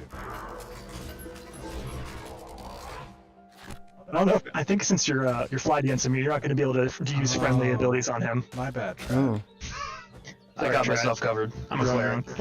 I'm a cleric. I love that. And the sound there is awesome too. I'm loving the the clock it almost sounds. reminds me of one of my like grandparents' clocks. Oh yeah, that's what I was going for. There's, Yeah, a lot of all the mechanics mechanical happening there. noises. Yeah, that sounds really cool. Yeah, incorporated a lot of classic clock sounds, so they're pretty sweet. You'll also notice that all these songs have some harp backing them, and we put that in there to simulate almost like singing, because they're songs. The idea is your character would be singing, but we don't actually want singing because that would be a chaotic mess. So you'll hear each of those harp sounds, which convey the melody of the actual song that you would be singing. Love it. Yeah, I think it turned Okay. out great. So then you know what That's super cool. ability is Steve coming did up such a good because of job this with song. effects. Yeah, you killed it. Okay. After the anthem, what do we got Of next? Alacrity. Next up, so these are two offensive single target songs, so you can use it on Tread. Poor Tread. So this next one is called the Chilling Lament, and this is just ticking ice damage, and also stacks up chilled on the target, and has interaction. If they're already frozen, it'll just deal bonus damage instead. Okay. So you can kind of, with the mage, you can kind of combo some of the stuff with the mage, right? All right. Ooh, I love when the book is open. Ooh, That's chilling. that's pretty cool. The chilled effect looks great too. The status condition. Yeah, that one looks good. They're still iterating a lot of status conditions, but the ones they did for the mage so far are looking really good. Yeah, that's What awesome. instrument is that? That is a harp. Really? Okay. I like it. Nice, yeah. Yeah, I thought it had a nice haunting tonality to it, which works really well, especially with these attacking abilities. Indeed. Very cool. Love that. All right, what we got now? Oh, I think this is another one of my favorite visual effects as well. Yeah, so this one's called the Dark Lullaby, and this will deal spirit damage, which is kind of a new damage type we were adding, especially once we get to the Summoner too. They might do more spirit damage type stuff. But this is a scaling damage, so it scales up in power, and it also notably won't wake up incapacitated targets. So normally incapacitated targets will break out upon damage, but this one will not wake them up. And if the Okay. final hit hits them while they're still incapacitated, they become stunned. So it's kind of like a punisher for things that are already sleeping, and you give them even worse dreams, Now right? that means this combos well with Mesmerize. Correct, yeah. Yeah, hit me with that first. Hit me with your best. Okay. Sleep. So Got it. he's sleeping, And he now? can't move, and then you're also stunned. Ooh. So now I got the stun off, so now you can- Normally that would have broken the effect, but because that specific ability has that interaction, yeah. That's Some cool. free damage. Lullaby of death. but now I'm immune.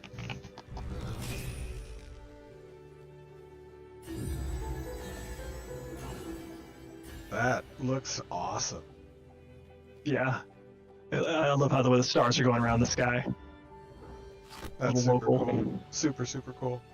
It looks Okay. cool. Now we have Discordance. So now we're moving on. We have a couple more kind of miscellaneous abilities. We're out of the songs now. But Discord. this is just a single target ability that shoots some discordant notes to your target that kind of bounce around and apply staggered. Yeah. If there was more enemies, these would actually bounce between them and apply stagger to all of them. Yeah, it's kind of just an extra little damage ability just to give the bard some more damaging spells. And obviously the stagger interactions we saw was with the get off the stage ability had an extra disarm if they're staggered, so it would combo well with that and any other things. That was one of the things we were trying to. I love the sound. When they I love touch the the little enemy, note they make sounds. sound. They're so good. I had a lot of fun with this one. They're kind of very randomized too, responsive. Yeah, so there's an entire octave that it's choosing between, so there's all 12 notes in there. It's really chaotic when, especially if you have like 3 or more enemies around you, and all the notes are bouncing in between them. It becomes a full discordant mess, living up to its name. Yeah, We'll see I'll soon make sure to enough. demo that when we get into this POI. Yeah. That's pretty awesome. I do love those notes. It sounds really good. I like the the staggered impact. Also, it feels very responsive. Mhm. Yeah, and this one will combo with to get off the stage. So if they're staggered when you hit them with get off the stage, they'll get disarmed. The last building on the last row, one back in the last row, the weapon hit one. Yeah. Ah. Oh, okay. So that has interaction with staggered. They'll get disarmed. So that's a good combo to discordance them, then hit them over the head. Oh, yeah. Nice. Okay. So now I'm trying to attack you, but I can't. But as soon as it wears off, you'll see I can start attacking Oh, again. very cool. Very But cool. it kind of adds to the anti like melee on you, right? You can disarm them and knock them back and snare them a little bit. Yeah. Run away. That's awesome. Yeah, eventually a little extra polish touch we want to make eventually is it actually makes the weapon kind of go away from your hand, but at the moment it's just mechanical. All right, cool. That is Discordance. Next up, Gambit. So this one is an interesting one. I'm going to nuke Brian if you have a target to use it on. The way this ability works is you will swap health with the target. Ooh. Oh. Since Brian is low health, you'll be giving him some of your health to try to heal him back up. And you can use it vice versa. And you can only use it on party members. So it's a very risky ability because it'll put somebody at low health, but it can sometimes mean difference between life and death. If your tank's really low, you can Gambit, give some of your health to him, Yeah. save his life. But does it It also switch applies stats too? a healing receive bonus to the target that lost life. So kind of, if you Oh, lose a bunch of wow. life, you can gain some back. As you can see, it took a lot of your total percent HP to give it Brian has more health than you. So you're not actually not gaining health in the process. So it's not like So you kind of very punishing for you, but it helped Brian a little bit, or decently. Wow, that is a very strong ability. Yeah, this one has a longer cooldown. I think it's a minute or something like that. You use it super Should often. be. That's Yeah, it's- amazing. Its strength is part of why we gave it such a bright visual effect, because if a bard uses this, you know the bard's low on health, so which targets blow him up. Yeah, I was gonna That, say. or their target's low on health. Yep. Right, depending on the type of bard they are. Yeah. Exactly. I know what cards are Talk trolls, about so- a troll ability. Yeah, we're party locked at least, so your bard keeps. Some murdering bards you. are going to be known as the Gambit bards. They're like the risky plays, I love the effect there. That's super cool. Yeah, those cards looked great. That's awesome. That looks very cool. Very nice. Indeed, very nice. Okay. Um, what How do we many got next? possibilities? All right, so we're on to the last couple abilities here. So these next two abilities are what we're calling stories. Stories. And so these are simple party-wide buffs that go out that last for 30 seconds. And they provide you with a theme that you can use to cast. I love more the powerful dancing ability the called character Saga. does. So if you use, let's see, your cooldowns are off, right? Yep. Mm-hmm. Yeah. So the first one there is conflict. So this will give everyone just a physical power bonus multiplier. Nearby members gain increased whole party physical for 30 power. seconds. Oh, okay. Very cool. So it's just Yep. above And so that's a short-term buff that lasts 30 30 seconds. seconds. Yep. Before And it, also, you got a note of tragedy, I think, up in the top left on your character. Yeah, it's the tragedy. So this gives you a little Damage boost, increase. and also you can spend 3 of these themes to cast this powerful ability called a Saga that has different effects depending on which themes you have. So once you get to Oh. 3, you can use a combination of conflict or chaos. Chaos does magical crit, and these abilities normally have a 30-second cooldown, so you can only have one story active for now at a time. I Plus you're getting- see. I see. Okay, so I can apply this every 30 seconds, and Yep. it keeps a record on myself of the last used Story. Yeah. And so, does that story composition change ever unless I cast another story, or I'm just It'll stay until you cast a new story. okay? Cool. Cool. Right now, we're only showing the stories that grant the tragedy theme, but there's 4 other stories that grant both the comedy theme and the mystery theme, which will change your. Yeah, so you can see the other ones to the right. Those grant different themes that have different bonuses. So mystery will give you, I think, increased mana regen, and the comedy theme gives you increased healing. Okay. But depending on the combo of these 3, it'll allow you to cast a specific saga ability, which is kind of like your ultimate ability as a bard. Ooh, okay, all right. So I'm gonna put up a third tragedy. So now I have Yep. 3 tragedies, which Now you can- has activated my saga. Yeah, so right now we just got one of these done so far, but the 3 tragedy one is called the Apocalypse. And so this is kind of, all of these are kind of just, very That's powerful ultimate abilities you can do that have a big effect to the battlefield. Okay, so Apocalypse conjures a scene at your location that depicts this fabled event. Enemies in front of you will be hit for 150% fire damage, burning and afflicted with shaken. Hmm. A lingering zone of flames will be left behind, dealing 30% fire damage each second, and lasts for 8 seconds. That's significant. Yeah, so since this has such a long charge up time and cooldown because of that, we're Oh, giving yeah. it a pretty powerful effect as a big battlefield. Okay, let me light this forest on fire. Oh yeah, make Let's sure see that. Trad's gonna be hurt. Kids, don't do this at home. And, what is that? What is that phrase that they use for forest fires? I can't remember. Stop, drop, and roll. Only you can prevent forest yes, fires. only you can prevent. Oh my god! Oh, that looks Very so nice. awesome. Oh, reset. Just hit reset. Oh, that is so cool. Didn't So even it notice. consumed my tragedies. That's correct, yeah. So you'll have to spend the next, minute or 2 to get them back up for your next saga. Nice. Oh wow, that. Let's start doing the daily mission then, I crazy. guess. Holy smokes, It That turned tickles. out awesome. that is unbelievable. I'm sorry, I want to see it from the front now.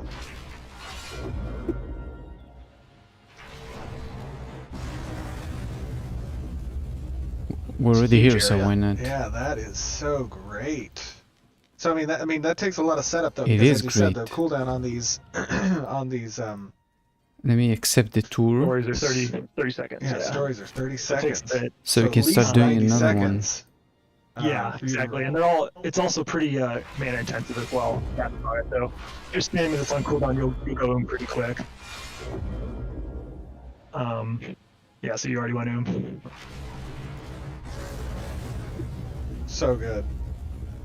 So good. And I saw That'll come in I handy. saw an earlier iteration that I think Siva's still working on where it actually burns down like a castle. It's like a pop-up book.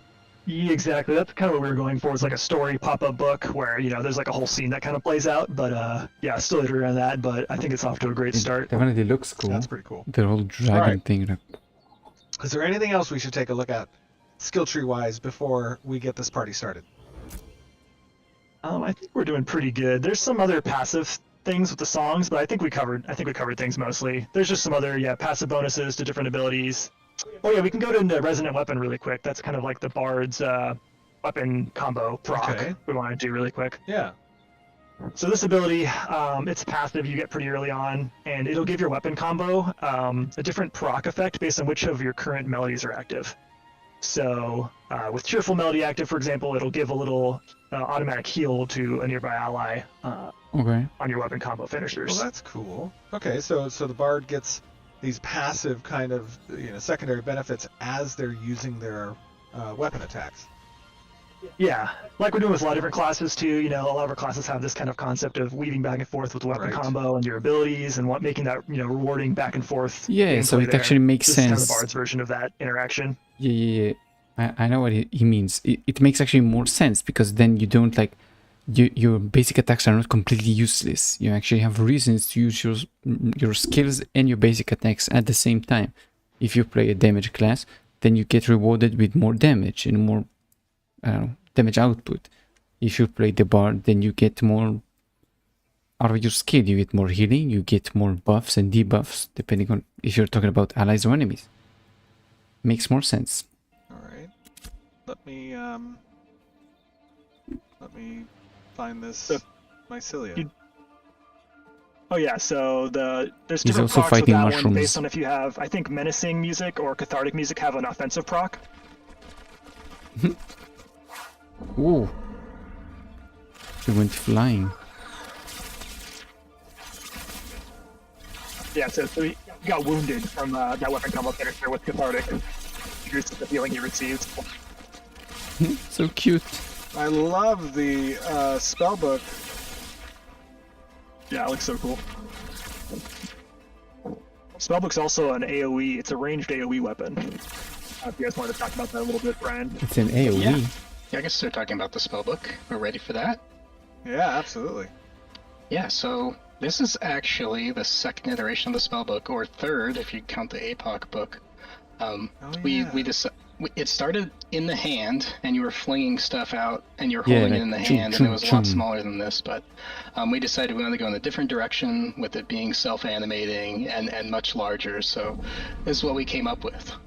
It's part of the slow weapon group alongside the greatsword, so it's focused on slow, chunky attacks. High damage. Deal a good amount of damage per hit. Yeah. It's also, like Bucky mentioned, the first weapon with a splitting projectile. So it's going to be the first ranged weapon that has a little bit of AoE capability baked in. So the first target will get hit for a good amount of damage, and then it'll split for minor damage to other nearby targets if there are any nearby. More notably than that, though, it's the first self-animating weapon. So it's not attached like normal to a character's socket.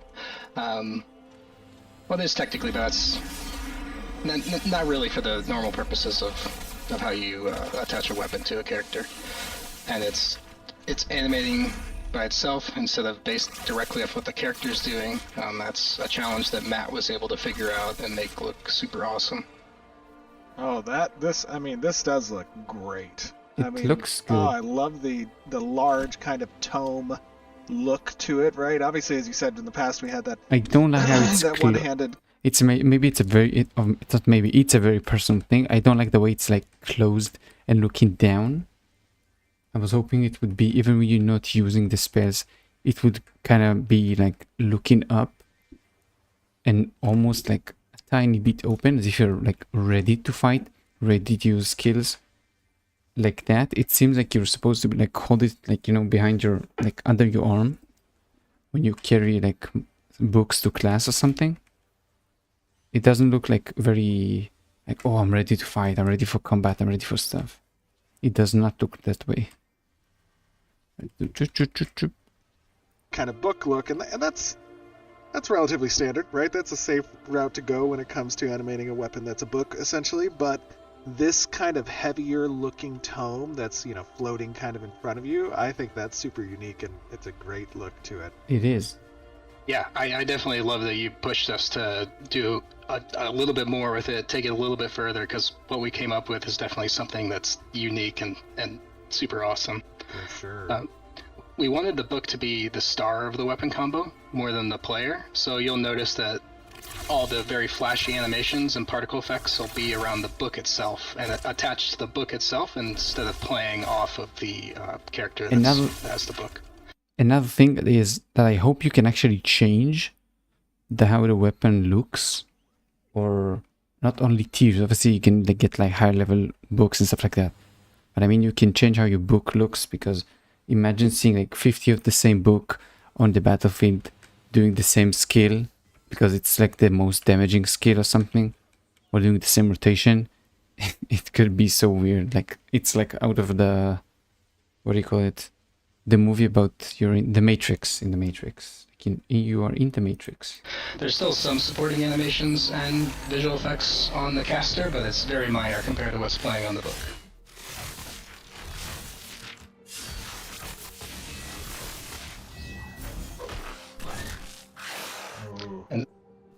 some other stuff that we'll get into whenever the skill tree is in a more showable state is through Getting the skill the- tree you'll have access to getting elemental the, status VIP effects, buffs. mana recovery effects, passive stat effects, and combo damage increasing effects.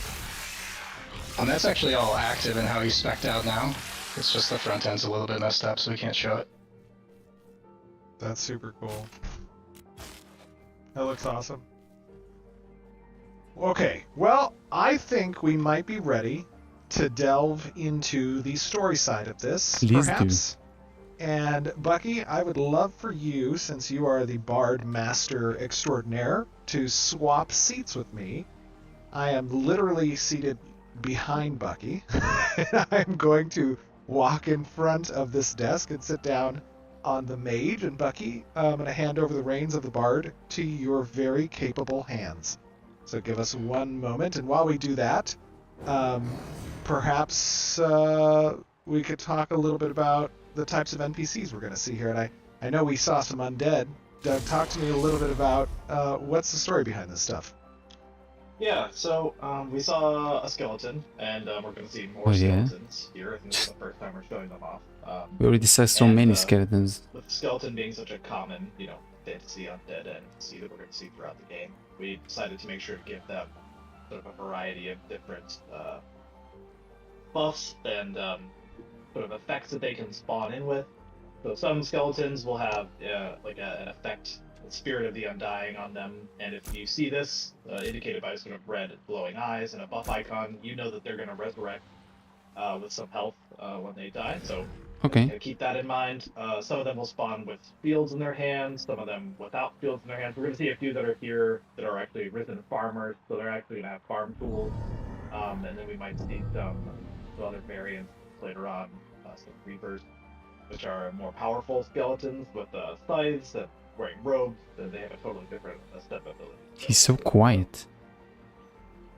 Very cool. That is going to be a lot of fun. And Bucky, you were talking to me a little bit about kind of the story behind Darigal.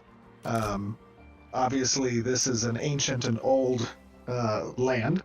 So prior to the apocalypse, talk to me a little bit about what Darigal Estates was all about and why we have these dead farmers. Yeah, so, I'm not on the lore team, but this is the lore that's been granted to me, the download. But gist of the story is that the Darigal family used to live here way back before, they left Vera.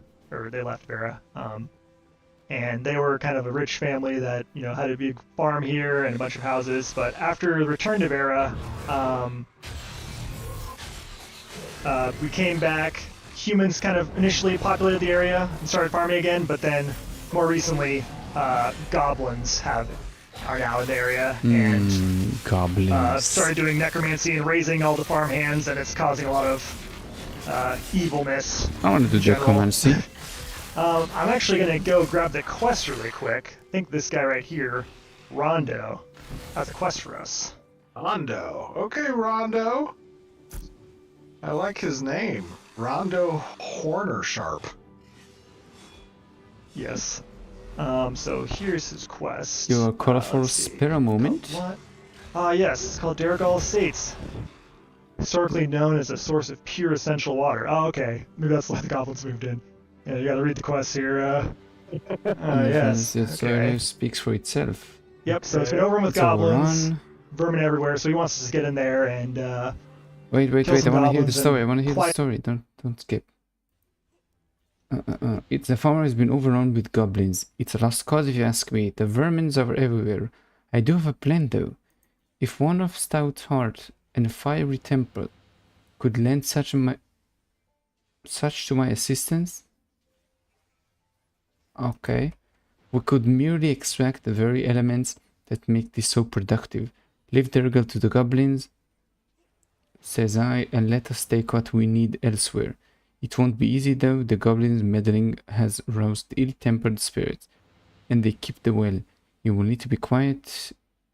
You need to quiet the lesser lords of the Dargal, then rouse their taskmaster to gain access to the water. I wouldn't go about it this way. I would just the kill the lesser lords goblins. of Darigal had been summoned because the goblins have been shaking up this land and performing evil. Not even greater lords or lesser lords? I guess so. Oh no. So the ultimate goal is to get the elemental water from Darigal's well. Cool. Okay, so I'll accept this quest. So, alright. So we gotta investigate the mill first. Dude, Brian is already up here, like, training everything. Send me a reinvite. Oh, that's right. We didn't have Trad in the party. Trad, I'm sorry, buddy. Right behind You're busy murdering him. I know. Look at the thing how it's running. Nobody's in danger yet. Yet being the key word. Then we catch you up to the group, Tread. Damn, the animation looks good. I mean, these poor skeletons are just out here farming their life away. And we are interrupting their job. Oh wow, we just pulled Collateral damage. Yeah, we just you pulled pulled- a bunch of goblins. Yes. Bad positioning. You have enemies behind you, Steven. Bad positioning. Alright. Oh, nice marks.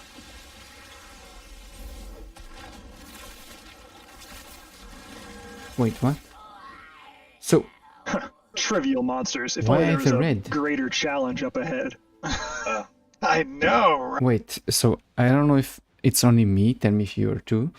When I see red, I assume the enemy is alive. If you would see, no, not you. You go there. Right? No. Here, you can see some are like gray and some are red. I assume the red ones are alive and the gray one are dead. But it doesn't seem to be the case. Maybe it's just me, but I assume that red means they're an enemy and they're alive. Trivial monsters. If only there was a greater challenge up ahead. I know, right? If only. If only. Oh my god, they have a star next to their name. Oh, what are these stars? So yeah, this was the first live stream I'll be showing off our elite system. And as you would expect, the star rank means that they are stronger, more dangerous. There's going to be 1 stars out here, and there's going to be some 2 stars inside as well. So definitely take this encounter a bit more seriously than the enemies we might have found up until now. Agreed. Brian, we should probably have you pulling what we need to pull. We got a 2-star ripened mycelium here. Watch out for his knockback. I'm gonna demoralize them with the tomato in the face. They hate that. They might like the tomatoes, actually. Oh, give him a buff, no!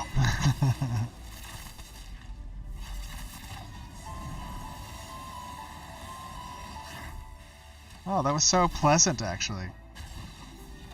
Your little harp. Yes. I love the lighting in here. Yeah, they did a great job. Looks all like nice and weathered, all the overgrowth Again, on the mill. I said this last time, but I'm going to say it again. Like, I have said it last time. I do think the harp, the bard should change the music. Because the bard does change the combat, like, situation. He gives buffs, whatever. I think when you do more of a, like, aggressive buffs, maybe I should call it. When you do more of aggressive stuff, when you want to give to your party more damage, more incentive to go fight, I think the music should be like faster pace, more of a kind of a rock thing, or something that is more active, more like giving you, like, you know, turning on the spirit inside you. And when you want giving them like defensive stuff, because you are playing on the defensive right now, then you should play the harp, you should play the calming music, the, you know, stand your ground kind of music. I think it makes more sense, and it gets players in the mood to actually play along. Because if you want players to go fight, and somebody, like, he might be a new guy, he's not sure what to do, he's not sure what to exactly do, then when you give them more, like, incentive, like, the music is getting them more hyped up, then he's gonna go and fight. And on the opposite, when you give them the more calm music, it's gonna say more defensive. I think the music should be changed, though. As well. Yeah, no wonder these guys moved in here. This place is damp. Makes sense. Gonna pull some mobs down after this. Are we going upstairs or what are? Yeah, we're going upstairs. I think the guy we're looking for is upstairs. Gonna let Brian pull down carefully. Then I think we can go up and to the left.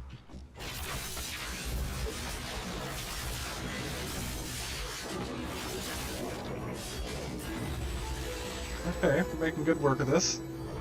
Alright, yeah, you can move up into the left. We'll use this ledge, I'll pull here. Very well, safe haven. Yes. But if you get overrun, you're stuck. Who's Yeah, parking? oh, I think the party leader has to, Lucky. Okay. Oh, yeah, you guys can I mark. got it. Oh, Got the nice. hotkey. I got an axe. Axe dude.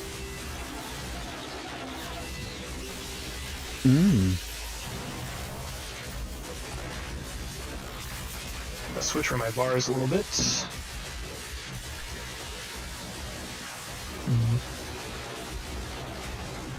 You guys are doing great. Yeah, we're doing pretty good here. Not too bad. Good thing we got a cleric here. Can't imagine what it'd be like with that one. Me neither. The bard definitely makes my job easier. Oh, there he is. What is this? The Everlasting Sower. So this is one of the lords of Daragal. Ancient lords come to repopulate his land. Come to Bree. Yes, repopulate. He's come to re what the goblins have done to his land. Reap what the goblins have sown, if you will. Very nice. Well done. Oh no! Did we like piss off all his friends? Isn't that true? He did. He's also He gonna came back to life. Oh no, I was trying to loot him. He just jumped back up. Oh, how'd he come back to life? Yeah, so the, I did do that.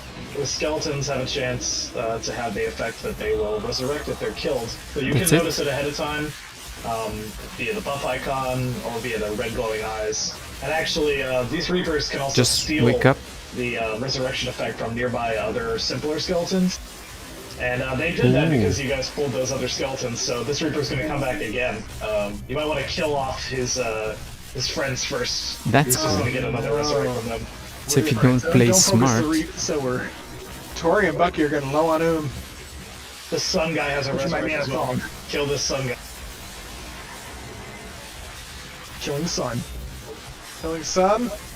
Doing good, we're recovered.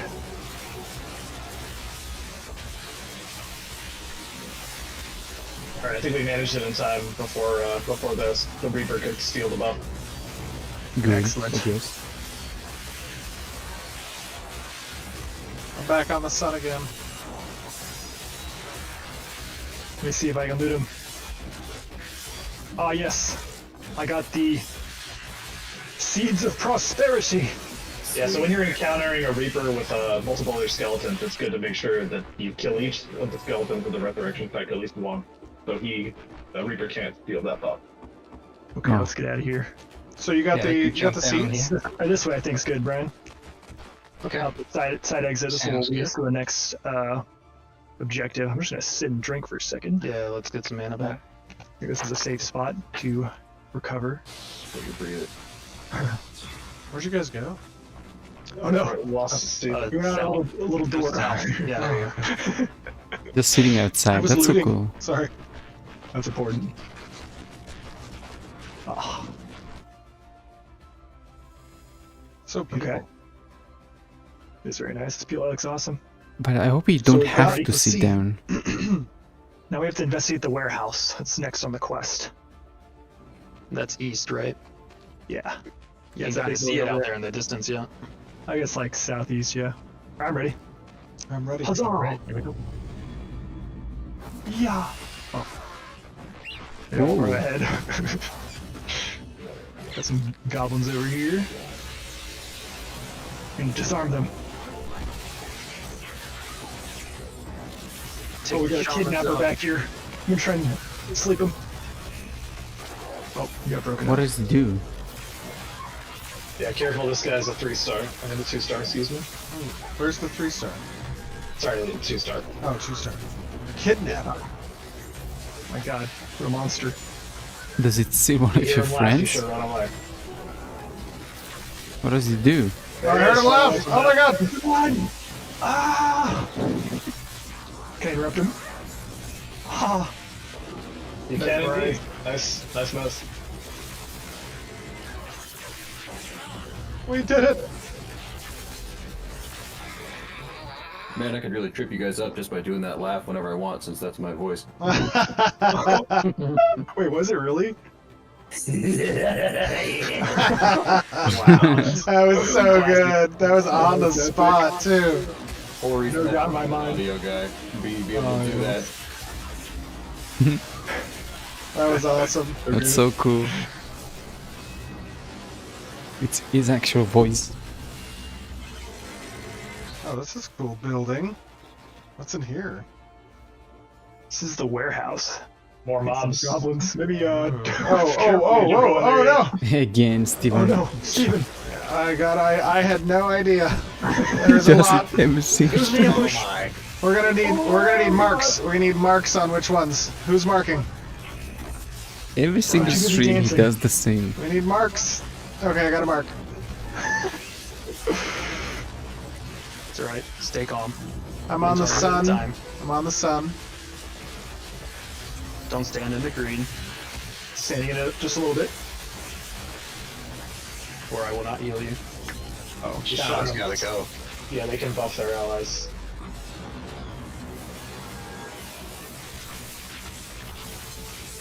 So can I. Haha. Huzzah! It's this battle of the bards.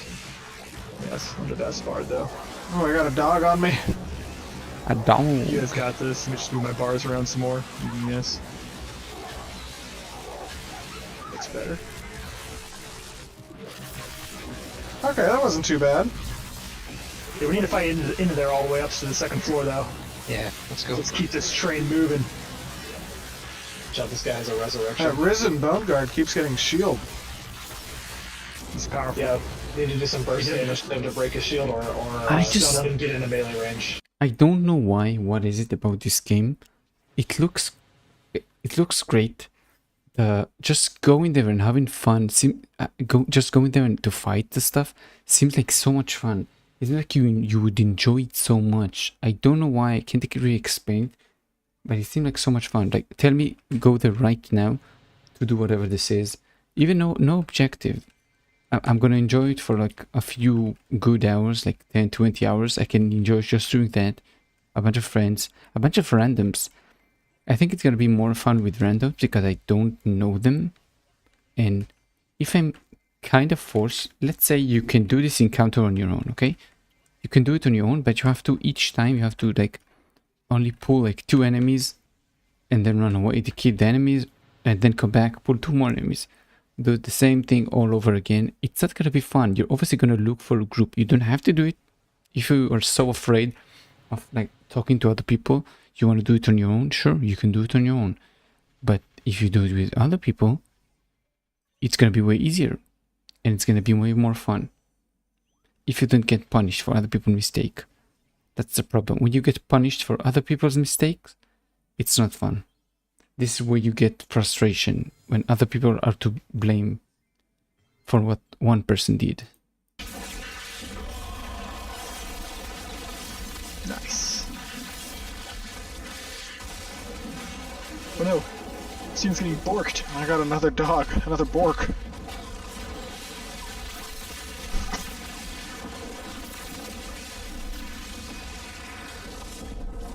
Watch out, these guys are gonna resurrect. So, Noted.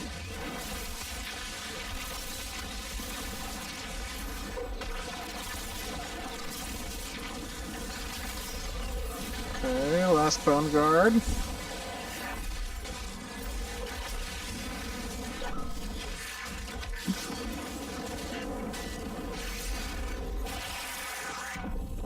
Very nice. Should we all head up? Well done. Yeah, coming up. Oh, there's Yeah, we. there he is. Who is it? Revenant Reaper. Thanks, Pappy. He's our next. He has Assault of the Land. Where is he? Conquest. That's it. Kill the shamans first. Here we go! Oh, yes. Glorious. There's another shaman back here. Yeah, kill this guy. Oh, I see him. Okay, I got him. We I got got him. Warlord Silvertooth from downstairs. Oh, The animation no. looked like low FPS. And you pull the shaman from the window. Oh, no.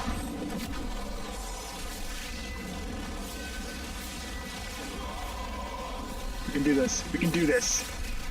We got it. I'll dance at you guys. Oh, he's doing his move. Run away, run away. Oh, Brian. One more. I'm out of mana.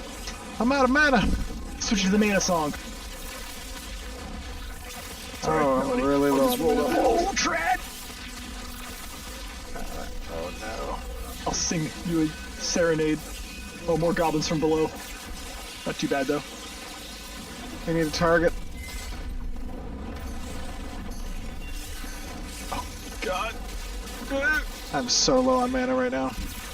Alright, switching back to the music. Oh, Reaper's gonna res here.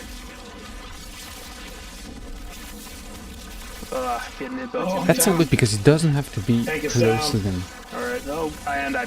It's good that the range of the spells are very big because you're not sweating like every 2 seconds trying to slide to the other side because goblins are running after you. You can stay kind of to the side looking out to make sure nobody is coming, but then you still give your allies the buffs that you need, the healing, whatever. I like it, that's high range. I hope they don't decrease it because they were talking about it at the start. I hope they're not gonna touch it. It's very important in my opinion, because if you make it more of a sweaty job, less people are gonna play it. Oh, no, no, no, no, no. Okay. Wait, no. Now. Oh, he's powerful. Yeah, I don't know. We need to get... Did we get Brian back up? Oh, no, Reaper's back too. Somebody... Can we get a stealth res on Brian? There's such thing as a stealth res.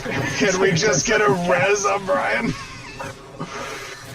Maybe we should, Keep training. fall back. No, keep training them while we get the res. While we get the res. We need a Hey, res. I can't stop the res. Are you kidding me? What? Yeah, stop to res. Try to res I got him. Neil, who's still. Oh, God! Everything is on. I'm jumping. I'm sorry. Okay, jump off. We'll reset. Brian, we'll come and get you. Oh, God! There's nowhere is safe. I'm kind of hiding behind. Oh, nope. Look at the animation, they look very low res, like low FPS. Here we go. We're over here. Let's pick up Brian. Look like a stop Soon as we motion can. movie. Should I run back? No, hold on. Wait for us. Let's see if we can get you. Just take it easy. But you guys could probably clear through. I've got the Revenant Reaper is very low. Alright, if we kill this guy... Try to kill the Revenant Reaper. Yeah, try to kill him. Okay. Okay, we killed him. Okay. I got the salt of the land. All right. We're gonna get Brian back up.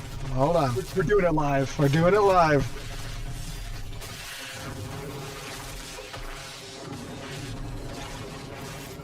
Just stay around this tree. Focus fire. Getting rid of this shaman. Okay, next up, Risen Bone Guard.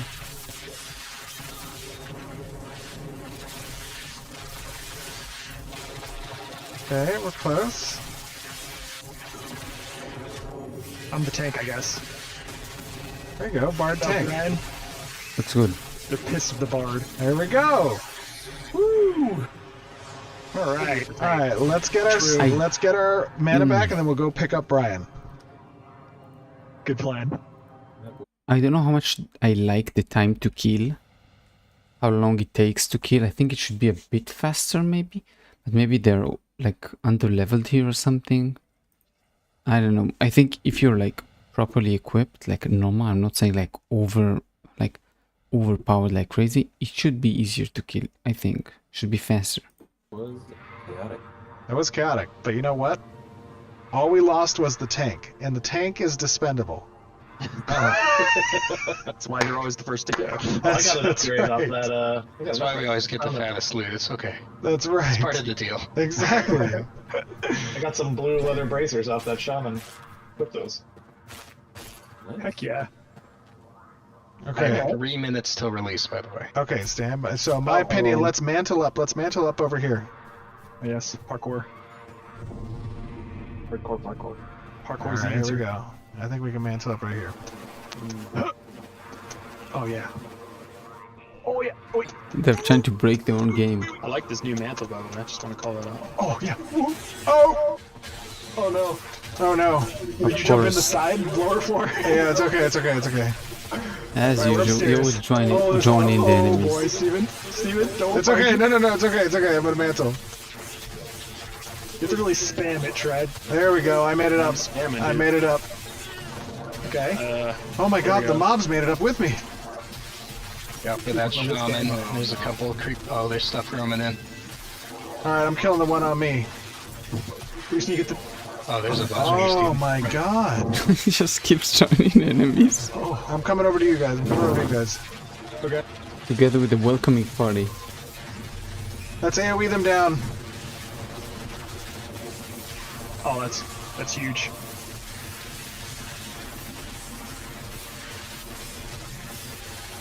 Okay. Alright, I think I can get a res. Working on it. Just go for it. I'll heal You while got I'm it. doing this. You got Oh, it. yeah. You got it. I'm healing. It's We happening. Just, steal. Yes. He's up. We got him.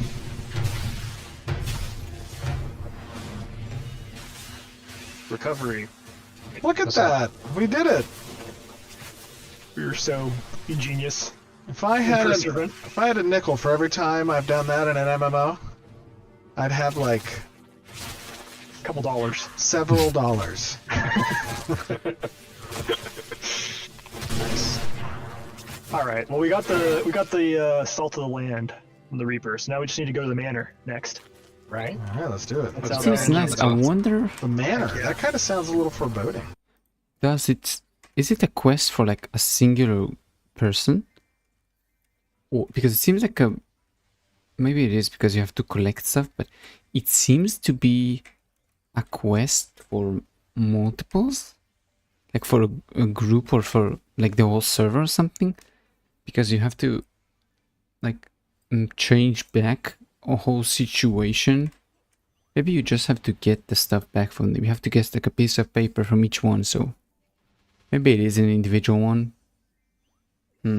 Because I was thinking you would not like leave the village to the goblins, you would actually do something about it. And this could actually be a server thing. You go and you kill a set amount of stuff, then you kill the boss, and you move on with your life. The village is now back to the humans. Yes. It's really. You got some friends. You made some friends, Brian. Hold on.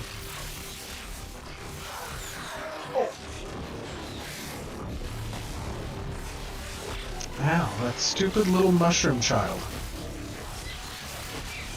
My least favorite kind of child. A mushroom child. Make sure you child. dodge when they die. My second least.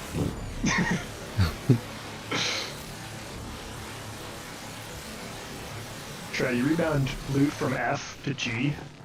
Just really messing with me. Gross. That's the one that's messing with you? Oh, I can see the manor. 67%. You can definitely see the difference in the Pretty population close. in terms of rank, like from the interior spaces to the exterior spaces. Oh yeah, for sure.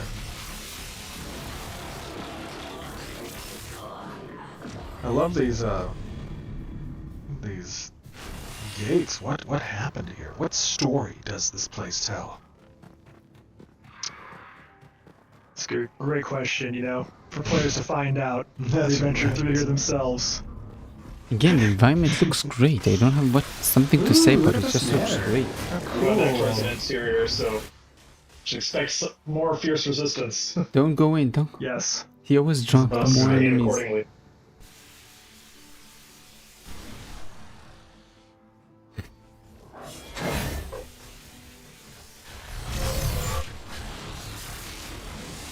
I would never play with him. Has the Spirit of the Undying, so He's a funny guy, but not when it's your party.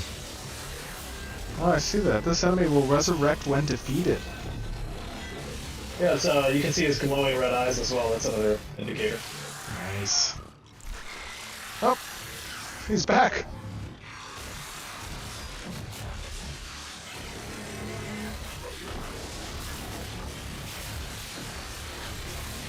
Hold some more from inside, and then work on getting us on the right-hand side here.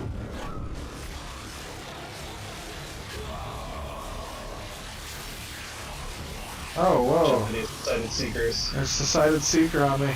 Oh, ow. Oh, I'll get him. I'm gonna go interrupt him. Ha! Nice. And Steven instantly broke it. Oh, my bad, my bad. Here, I'll put him to sleep, I'll put him to sleep, I'll put him to sleep. I would kill them quickly. Oh, They're pretty squishy. and dangerous. Oh, the Gambit saved him. Did you save him with See? Gambit? Yeah, dude. Yeah, look out for the green cloud. Gave him nice- 1 second Oh, after yeah, somebody that's tried to not kill good. him. Boom. Yeah, he was channeling me with something. Alright, nice. Do we have time for a little break here? Yeah, let's break in the courtyard. Resting the MP is a good idea. Let's break in the courtyard and just kind of take in the view. It's quite nice.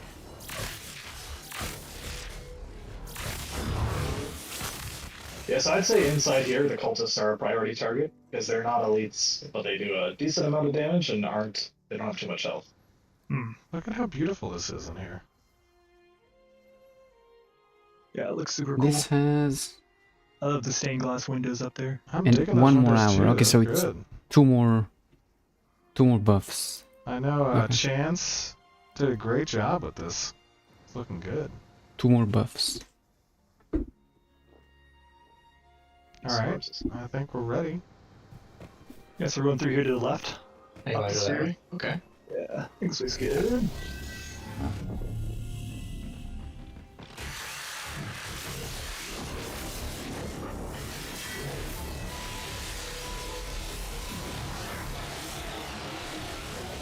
Try to soften up the room a little bit. See, by it's pulling too out what I can. spongy.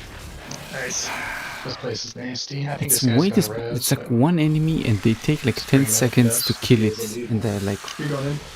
Yeah, 6 come on. guys. Too long. Uh-oh. Should be able to nuke it if it's like one guy. Oh.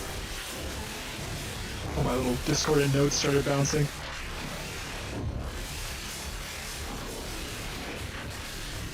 Oh yeah, the poison's still here. Careful. I'm gonna sleep this guy, the Undying Servant over here. He's asleep. He's the one doing the poison Nice. over here as well.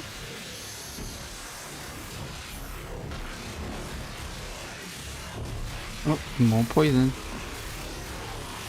Okay, I got this guy over here.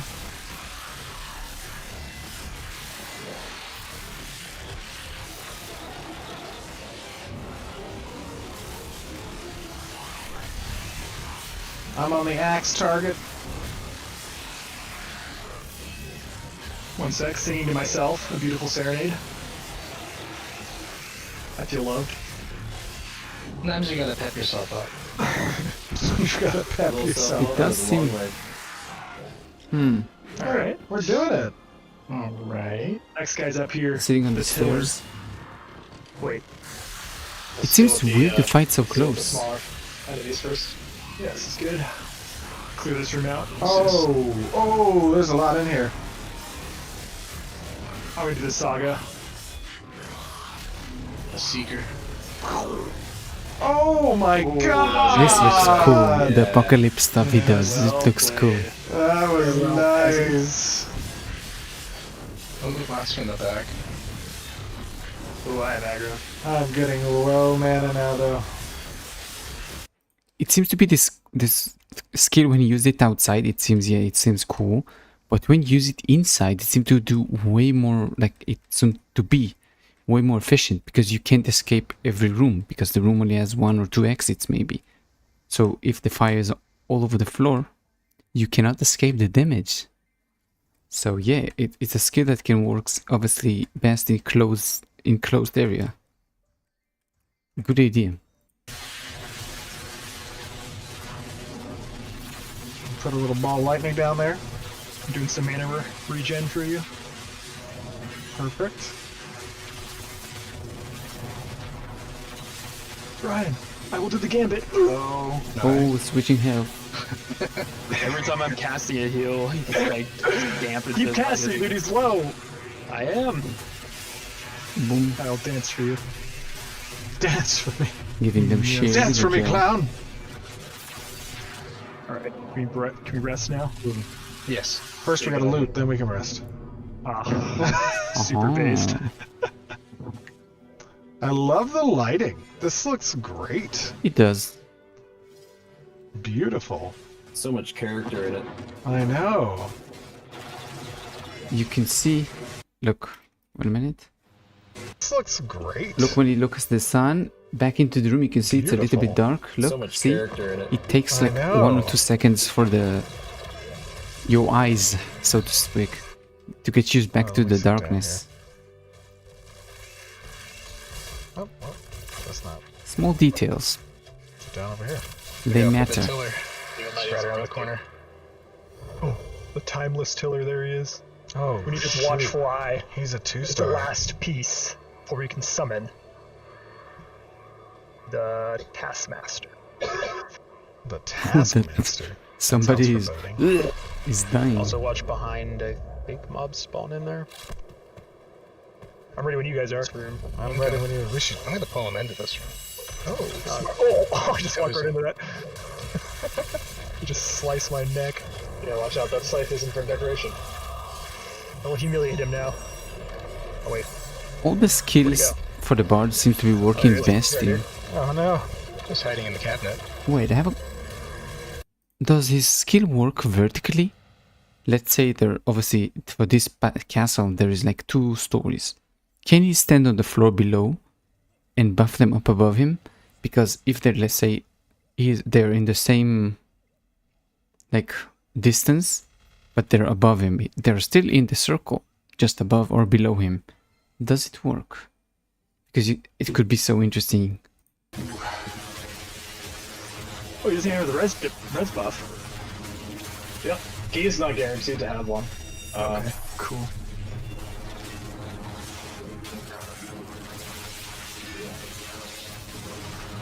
And luckily we cleared out all the other skeletons, so he didn't have a chance to steal from them.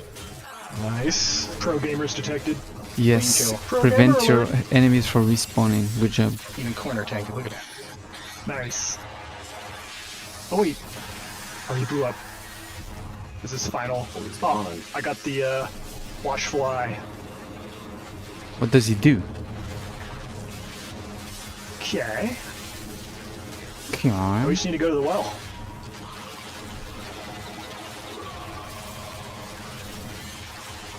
Oh, you got a lot of damage on me. Oh, Lucky. Let me just take health from Lucky. Thanks, Brian. Switch his HP You were being again. life drains. You can break that by breaking distance or line of sight.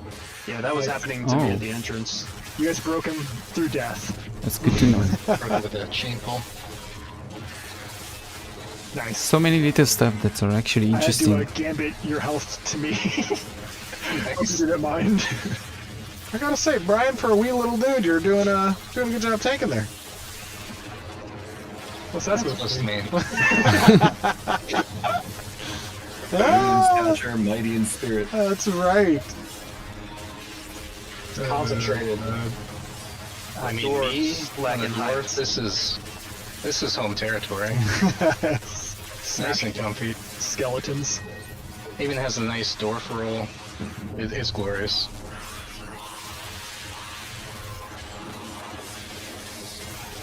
Take out the Sundying Servant. Oh, what do we got down here?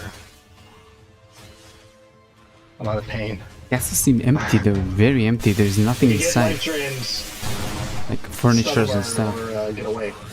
It's mostly That's the empty. servant doing that? Yeah, that's that. It's on you right now, Bucky. Just get away from him.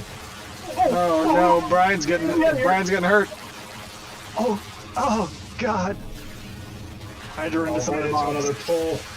Well, listen, you told me to run away, I ran. Oh, guys, this might be TPW. This might be yeah. TPW. We should move out. We should run. Run! I can't even see where to run. So many Good enemies. luck! Yeah, the front. Okay. As soon as we get out here, let's. I'll die Oh with no! the tank. There's a More kidnapper. coming. There's a kidnapper. I'm gonna sleep him. I'm gonna try to sleep. The kidnapper didn't aggro us. Keep running down the driveway here. We should run back. The driveway. I'll run with you guys. Stand by. Ooh, Bard speed showcase. Yes. We were showcasing it there for a moment. Let's go. They seem fine. They have It's going Okay, so well. Speed boost was three of them perfect, doesn't. though. Two of them doesn't. Oh, Yeah, he's actually- dead. Troy's about to I'm die. gonna try to kill this Risen Bone Guard. I'm all out of mana though. They're on the other side of the POI. What's the play here, guys? Should we just run through? Yeah. Yeah, Run around? let's try to go through. Well, if you guys want to meet us at the well, We should. Can we res? They're can just we res pulling in Tori? all the enemies. well, we're running over to you guys. We're just gonna try and run through to Oh, meet you okay, guys. okay. We have Tori. Hard speed. Come on, try.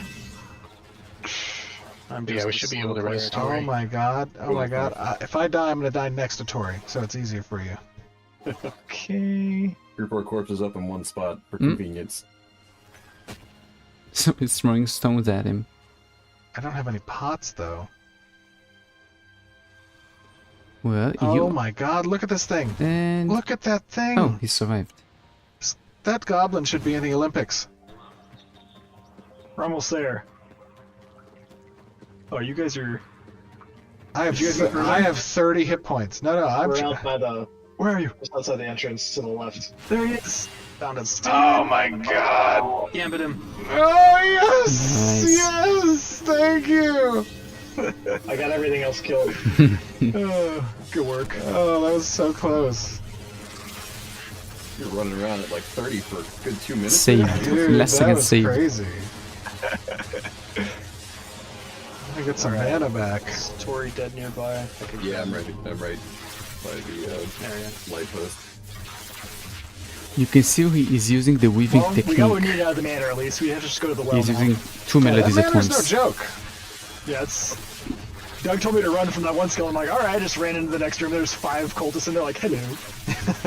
Yeah, you could have just stepped out of the door right next to you. The line of sight him. Listen, bro, I panicked. Right? It was scary.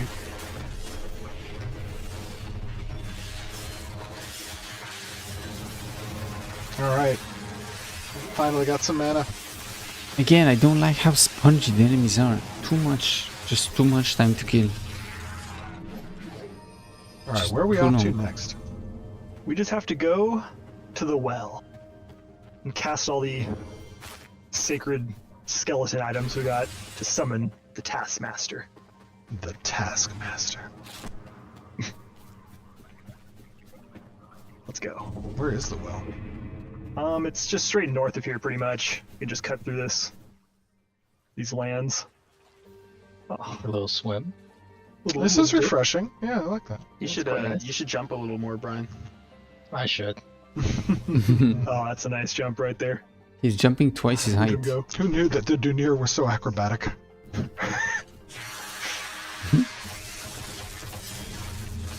Oh, I pulled a flower. Evil flower from the swamp. What are these flowers Yeah, doing? looks like a here? slideshow, the animation. Got a shaman. Mama bone Just chopper. draining your mana if you let them live long enough.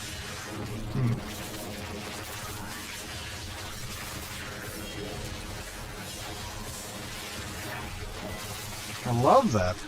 That harp. Yeah, I think Yeah, that's that my sounds favorite really one. good. Oh, So we did got a they res. get what they Bone needed? chopper. Didn't get what they needed. Get him.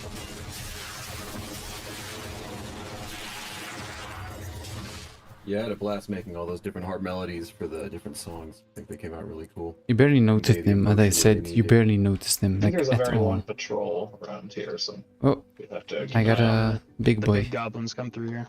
There's a shaman to the right who's going to patrol all the way over here, I think. I can And just grab him. that flare off in the distance that Brian's heading towards. I got an elite Is this mob. the well? Okay. This is the well. This is a huge well. Yes. Wonder what lies beneath. Get the shaman. Get the shaman first and then get the Nice. flares. Brian's Killing him fault. pretty fast. Oh, dog. Get off me. Oh no.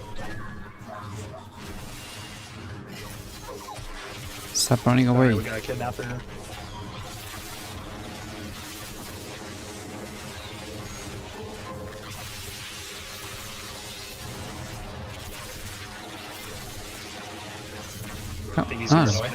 He's always moving away from my... Run! Yeah, I stay here, then you can't escape.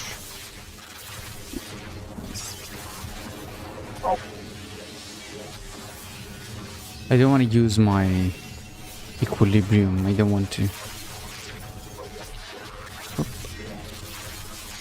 We did it.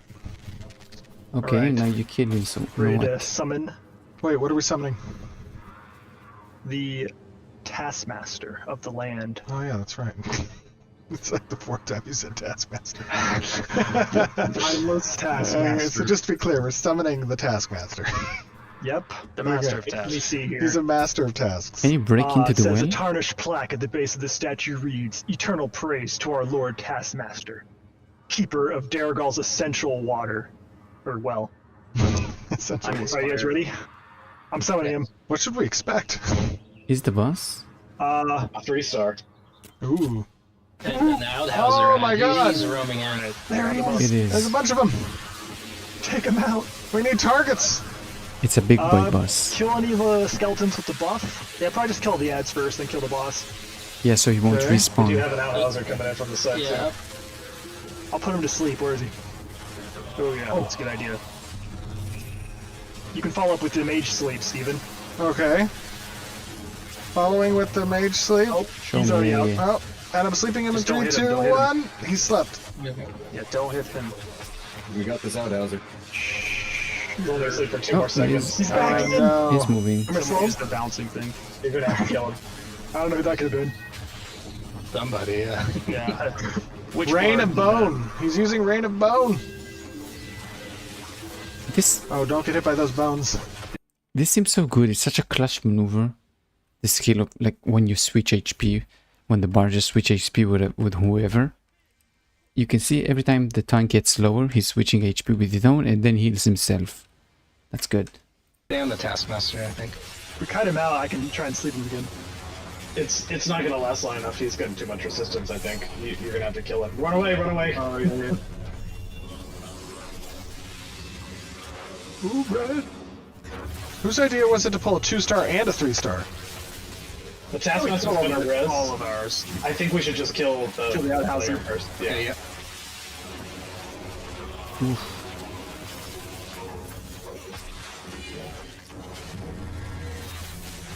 I'm menacing him. You can hear weird noises. Fortify up for a second. This guy's beefy. I'm getting low on mana. Bucky's getting low on mana. I'll switch to the mana.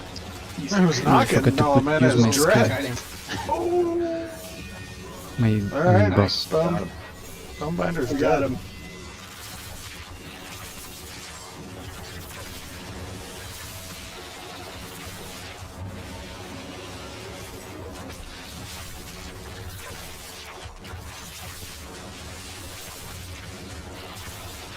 Alright, he's gonna res here.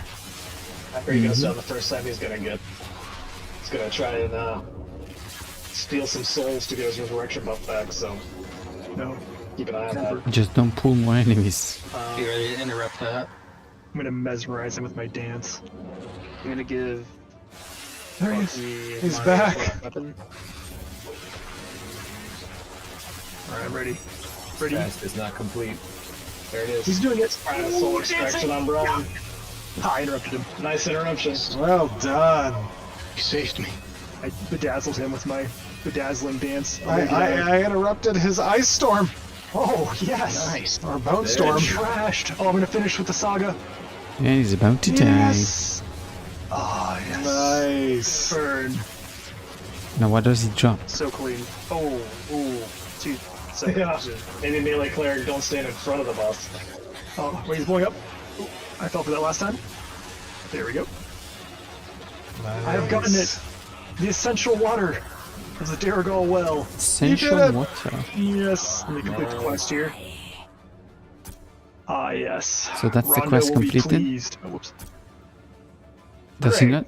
Got some glint, some XP. Very Quest nice. complete. We did Okay. it! Yay! Yay! I'm guessing because this is just a showcase, they don't actually show you what you get. I'm guessing you get more. I saw you get the quest thing, but I wonder if you get like equipment. You get like crafting materials. What do you get? We actually succeeded. Well, that was actually fun. That was crazy. I mean, the bard. Wow, you can really feel the difference in the party comp with that bard present.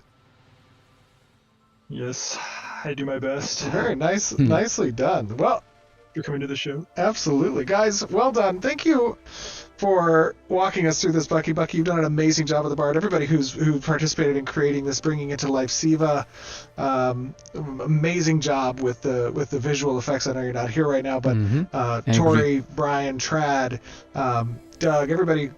Congratulations. This was a lot of fun. I know I speak for the community when I say it is looking good, it's playing good, it's feeling good. I know there's a lot of people very excited to get into Alpha 2 and test with us. I want to thank you guys for joining us today. And obviously, we do these I want to say developer something. updates Just to a get your second. guys' feedback. And of course, as you know, everything is a work in progress towards Alpha 2. But tell us your thoughts. What did you like that you saw today about the Bard? What are some of the things that you would want to see done differently? Obviously, you don't really know how you're going to enjoy the Bard until you play it in Alpha 2. But what you saw today, give us your thoughts. Do it on social media, do it on our forums, do it in Discord. This is why we do these updates, so that you can participate in providing feedback to us. Guys, once again, thank you for joining me, and very, very fun. Really enjoyed this. All right, we'll see you all back on stream. Bye. Bye. Thanks. This was fun. Yeah. Okay, so I agree with 90% of what he said. I gave some of my feedback in the like between the stuff, and I really do think that the body is great. My only problems, I said, obviously it's the music. He should. They said they don't want to because it's gonna be chaos. I think he should, at least for his own party, he should change the music. Maybe not for every single player around, but he should change it for like his party, because I can see how if you have multiple bards in the same place, it's gonna be total chaos when you have like this guy playing this guy playing this. It's gonna be like this, just you can't understand what's going on. It's gonna be crazy. So I do think it should be party wide, or maybe like, I don't know, it should be like alternating between dominating bards, but that's way harder to evaluate who is like the dominating one and stuff. So yes, I do think that's, I think, my only complaint. Yeah, I don't think it's my only complaint.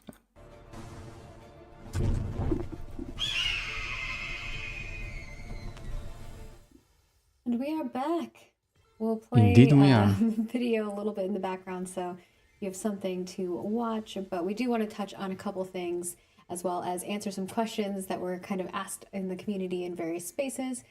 So I'll toss it to you, Stephen, to first talk about those topics that you wanted to preemptively. Absolutely. So, judging obviously by you guys' commentary as I'm watching with my old man glasses chat, loved the perspective Stop from saying the your bar. old man. We're like the same age, so I don't know about that. But anyways, seeing a lot of people are liking the direction of the Bard gameplay in the class. Indeed. 3 points want to comment on very quickly. With regards to lighting is actively, literally being updated and worked on right now. That work probably will not be in a good representative state until, I would say, the end of August, roughly. But you're getting a preview of what that looks like now with regards to the daytime light, with regards to interior lighting, with regards to eye adaptation, exposure settings. Like, all of those things can kind of play nice or not nice with visual effects as well. So some of those exposure settings inside of the inside of buildings, inside of darker areas, are going to feel a little too bright until we dial that in. That's just tuning, right? That's tuning that we do with the lighting guys. We have a fantastic lighting team, a fantastic. I have nothing to say Oh, about yeah, this, the stained obviously. glass is really cool. I saw some people noting It's that. just It looks a setting. it's super cool good. way to bring in light. Second point, with regards to sound effects. There were a few things I think that were happening in this video recording. One was that the different perspectives had a different scaler setting on in-game sound effects. But second thing is that the audio team is still working on sound layering and attenuation. So those are going to get refined better over the course of the next month as well. And you will see some significant improvements there. Obviously, we don't want that intensity of sound even in battle.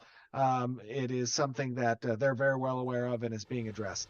The third thing with regards to the book, I know there's a lot of questions about, well, is the Bard a book class?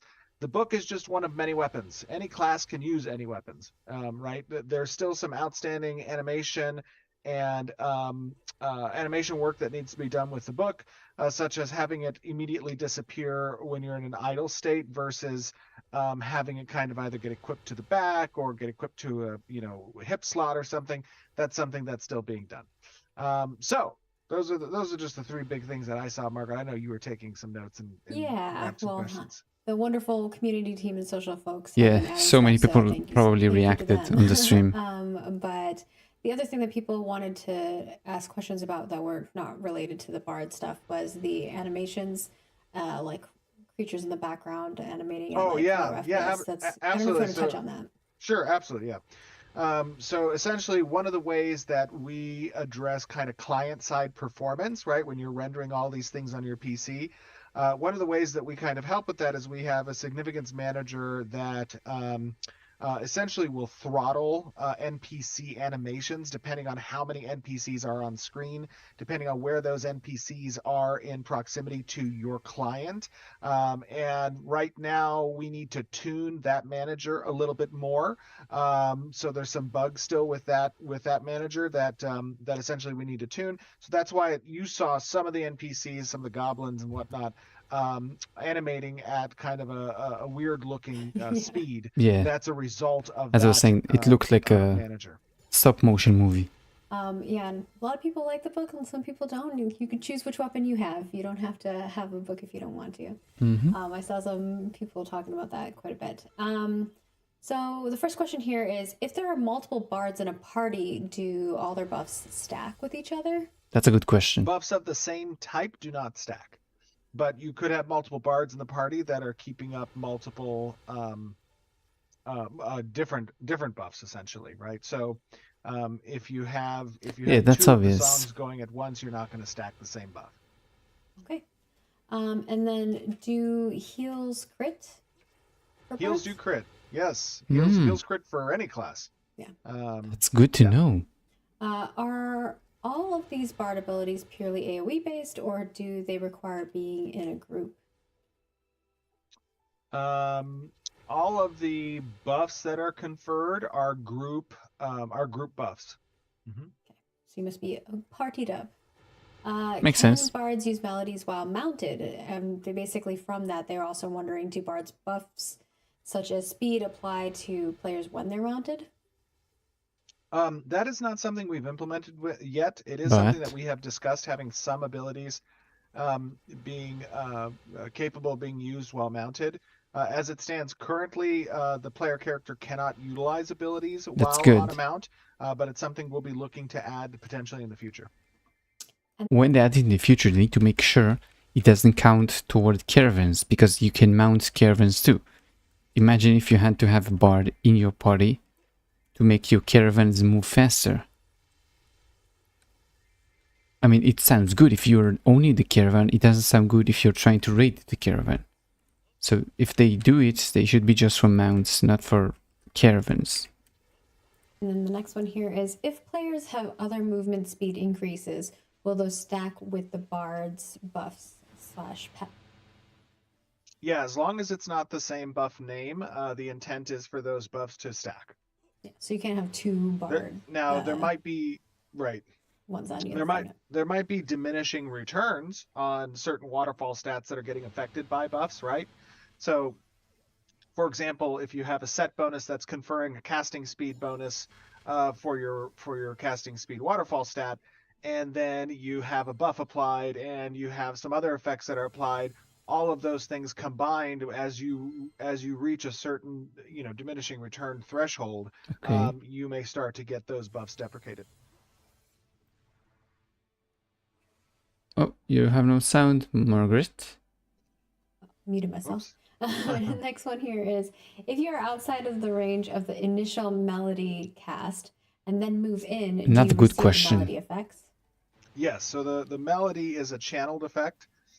So as you move out or back in, you'll become subject to the effect again. And remember, you can use the melodies and it'll just keep going on in the background, and other abilities while the melody is active.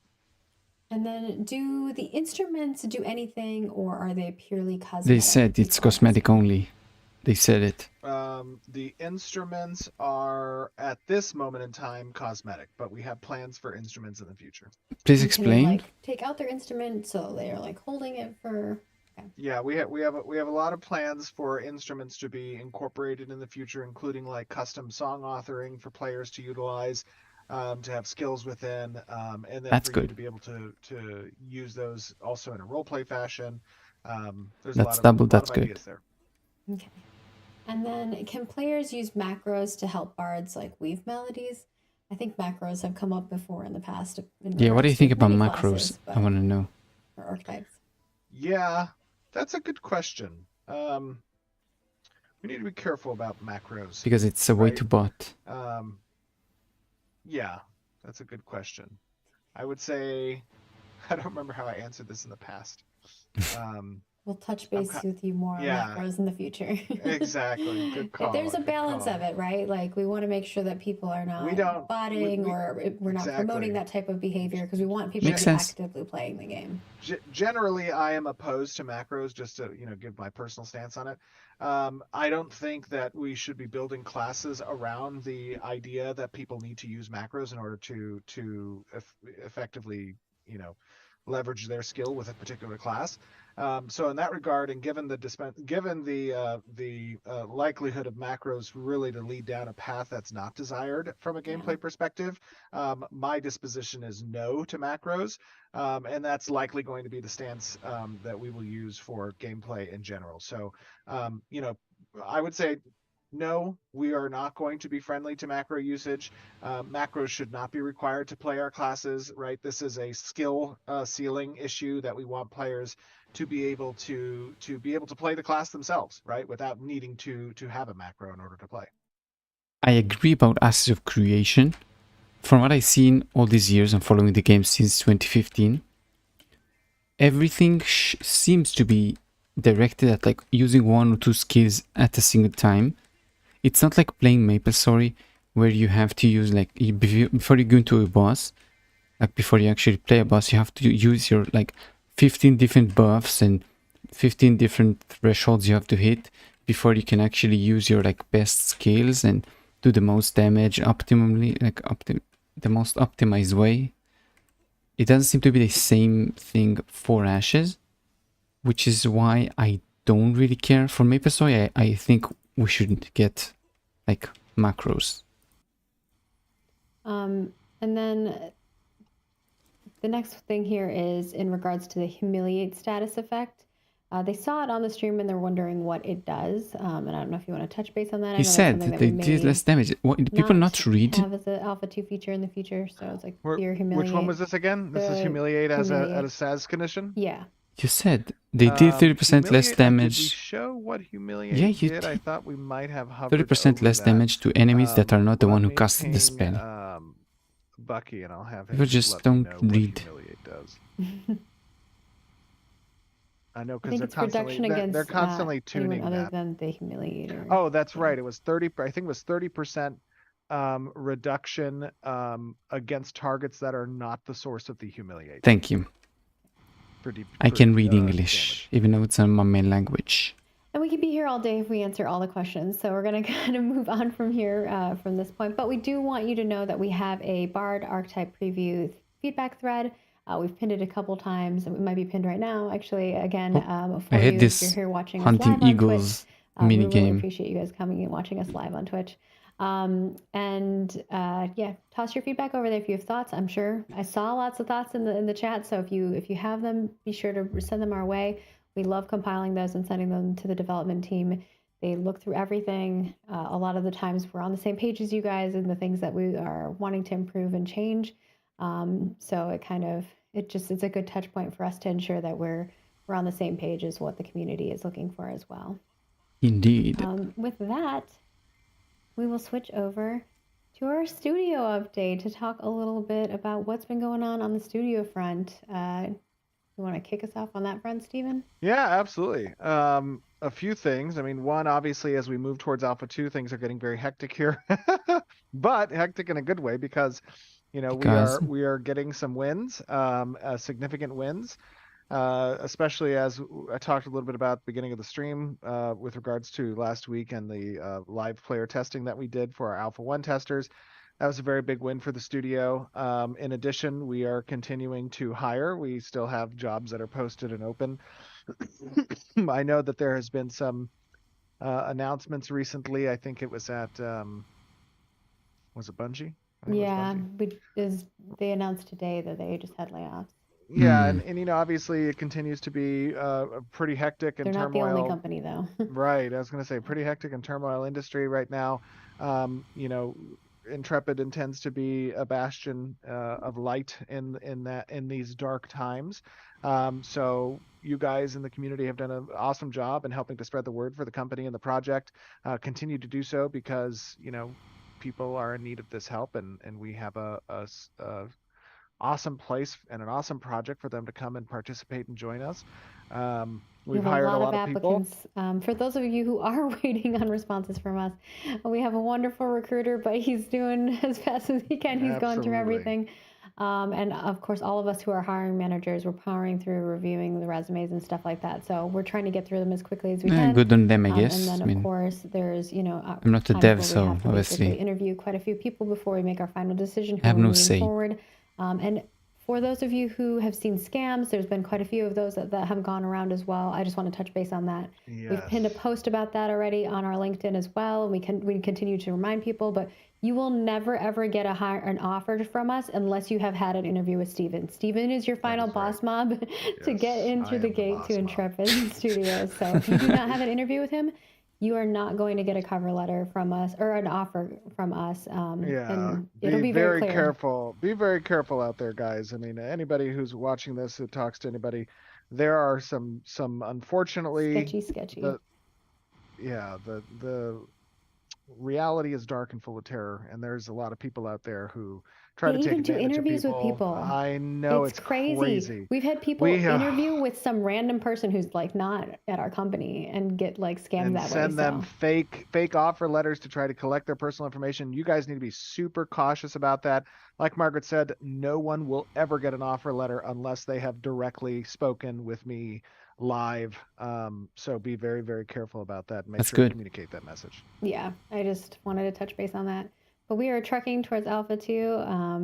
Obviously we already said that we're going to be showcasing kind of a roadmap as well as I guess I can just bring that up on screen here too, so that you guys can, if you missed it before, because we did have a bunch of people. Thank you for the raid. We appreciate you guys joining in. But we will be doing an Alpha 2 roadmap AMA with Stephen. So we'll be covering all of that stuff for that, as well as people have been asking about Alpha 2 access and how they can get access. That'll be included in that. So I know we didn't touch on that earlier in the stream, but we will be announcing. Yeah. We will be announcing on August 16th when and how and why and where and what the new Alpha 2 key access will look like. So if you guys are, I know we've gotten a lot of questions about that. I was seeing it through chat, obviously. Tune in on August 16th or wait for the content creator coverage of that afterwards. Wait for that. We will have information then. Yeah, it'll be another meaty stream, so definitely come tune in with us on August 16th. We'll try to answer as many questions and ensure that you walk away not confused. And of course, we'll also have an article if you want to consume that in like a more direct path that is like just the highlights as well. Anything else in the studio front you want to make sure we share, Stephen? I know we could be here all day if we go over what everyone's working on. The whole team's working hard. All right, we have a little small art update. So This we're looks cool. showing off. Obviously, you saw the amazing Very Rose cool. Thorn outfit that Manny worked on. Was In so game, good. so good. Looks so great.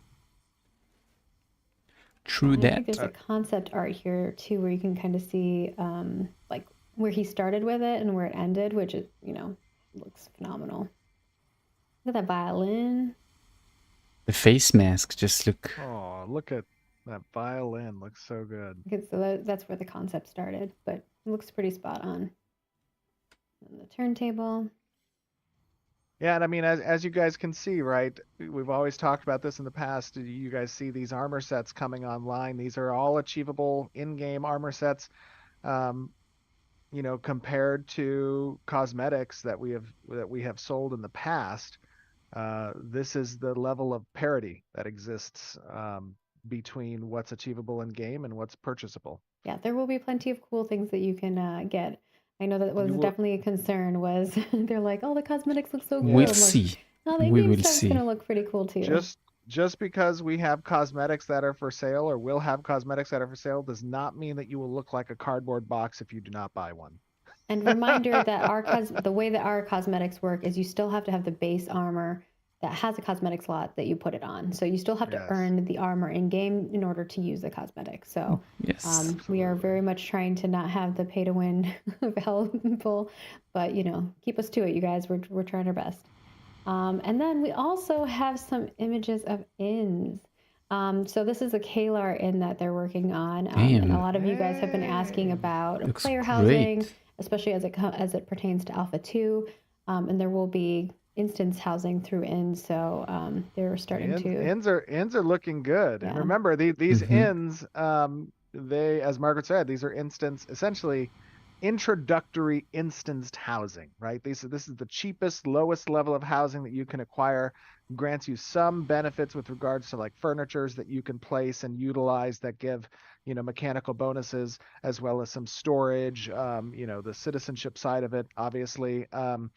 These are spaces. I mean, this looks great. They did a great I job with wish this you in could game. actually I own think it as a I would player love and to play live it on in your like own. this. Like own the Yeah. place. And then the last one here is, this is more, we're creating some marketing assets that you're going to see for Alpha 2, but we're going to give a little teaser here. I think Steven has also shared a teaser of the Bard one as well, but we have a bunch of stuff going up on our website that we'll be launching with Alpha 2 as well. But this is one of the pieces. This is one of the creatures that is going to play a big role, similar to Tumok. This is a firebrand who is a Firebrand. pretty badass dragon who you may be seeing soon. You might be seeing him soon. Maybe. He is a Probably he he's is gonna a be next month. firebrand indeed. Also, I That's- think he has another form too, doesn't he? That is a boss that's in Alpha 2. Entrance of Alpha 2. He's gonna be a doozy. Yeah. So giving you a little sneak peek of some of the marketing work and this is what Sam has been working on, doing an amazing job with a lot of really cool concept pieces that we're going to be working towards. Drake Hero said, "I soloed that guy." You're not gonna solo this guy, Drake Hero. You will need a raid for this guy. There's He no will soloing. eat you. He will eat you alive. And we'll move on to our forum Q&A. And of course, while I'm Okay, doing Q&A that, and that's it. I will have the video playing in the background. Something went weird with it, so I'm going to fix that. And we will continue. So, whilst I'm doing that, the first question here is from Ace1234, and they're wondering about skill ceiling. How important will knowledge and deduction be in the game, and will you avoid tedious data gathering methods? For example, will players need to observe enemy mechanics to progress instead of grinding to learn skill effects? So the question is, how important will data gathering be? How important will knowledge and deduction be in the game, and will you avoid tedious data gathering methods? A lot from what they said in the past. Knowledge and deduction should be pretty important, both from an encounter design perspective with regards to like enemy NPC behaviors, but also certain puzzles and quest lines The intent there is to create an interactive, style of gameplay that requires problem solving, deduction, across the board, especially as it relates to like certain crafting results. I mean, that's something that's riddled across, general design playing field for a lot of our systems. We don't want it to be tedious, right? But If it's something that you're doing that doesn't feel fun, right? Then from a relevance standpoint, it's not what we want to incorporate in the gameplay loop. But yeah, there's a lot of different systems that I think leverage the art of deduction and gathering and more information, rather than just smashing your face into the keyboard repeatedly. Of course. And then we have a question from Neurotoxin who wants to know about Bard utility. Will Bards have the opportunity to specialize into tasks like caravan or ship buffing, like pacifying enemy aggro range, speed up summoner rituals, improving gathering interactions nearby? No, and why other, would like, it? specific combat and non-combat skills or tasks? I mean, utility overall is something that is spread across all different archetypes, Yeah. right? So the idea isn't that any one particular archetype is going to excel far beyond its ability to utilize these more utility-oriented skills. Each archetype should have a healthy, semblance of those utility kind of skills that address different types of hazards, threats, again, puzzle-related type of gameplay. And the Bard has its own use case there. Now, to be fair, in the archetype designs, utility skills are a little bit light in the archetype designs. It's something that we will be incorporating more of as we flesh out the kits a little bit further in like Alpha 2.1 release and 2.2 releases. Okay. And speaking of, fleshing out the kits a little bit more, Alejandria would like to know about Bard as a secondary archetype. Can you give us an idea of how the Bard will augment the other archetypes when creating secondary classes? Yeah, I mean, to answer that question, when thinking about how augments work, they represent kind of the core function of the archetype that you're then getting augment schools for, right? So like, what are the core purposes of the Bard, right? These are regenerative effects. These are buff effect types. When you think about then the active skill that you might apply those augments So we just have the to, same you skill, are just with likely going debuffs to be and adding buffs. And... certain effects types that relate then to those Bard primary effects. So if you're, a tank and right now, you have an ability to cast Aegis that kind of absorbs damage from nearby party members, now you might be conferring a certain buff to those party members as a result of that, or inspiration, or you might be applying some type of regenerative healing effect or mana restoration as a result, that's available. So we haven't fully fleshed out what those augments are going to look like on a per archetype basis. Our focus for Alpha 2 has been establishing the core archetypes, the active ability archetypes. And then when we get into having the rogue and summoner added into the base archetypes, that's when we're going to start focusing on augmentation and the secondary class choices. Exciting. And then Relamas wants to know about big Bard gameplay. So we showed off party gameplay, and now they were curious about how will Bards have unique mechanics that will allow them to significantly influence like large scale battles? If so, can you give an example of that? I doubt it. I think the sagas are probably where those larger scale effects live, right? We saw one of those examples with Armageddon Saga. That was the large fire breath. That was kind of a damage or AoE focus. Apocalypse, but there's a not lot of Armageddon, but intentions close. behind additional saga effects. I think there's 3 more that are planned that are just pending kind of visual effects updates, which we can probably showcase as part of like social media stuff going forward over the next couple of months. I know Bucky already has those designs in place for the Bard, but they're, cool. like I said, yeah. But Yeah, Bucky sent it to us. yeah, those are probably where you get the larger effect types. And to answer that question shortly, yes, we do have some plans for that. Raid fun. And then Storyteller AOC wants to know about Bard utility. Will bards or rogues have the ability to mask their appearance, such as disguise or some kind of illusion spell? Yeah, right now we don't have plans for that yet. It's not and that I don't good. know if we will by the time of launch. I know we've talked a little bit about stuff like that in the past, like with nameplates potentially. But right now I'm not sure that's going to make it in scope. It's not that good either. And then folks are wondering, this is from Phillips, and I think I've seen a few other people ask about this too.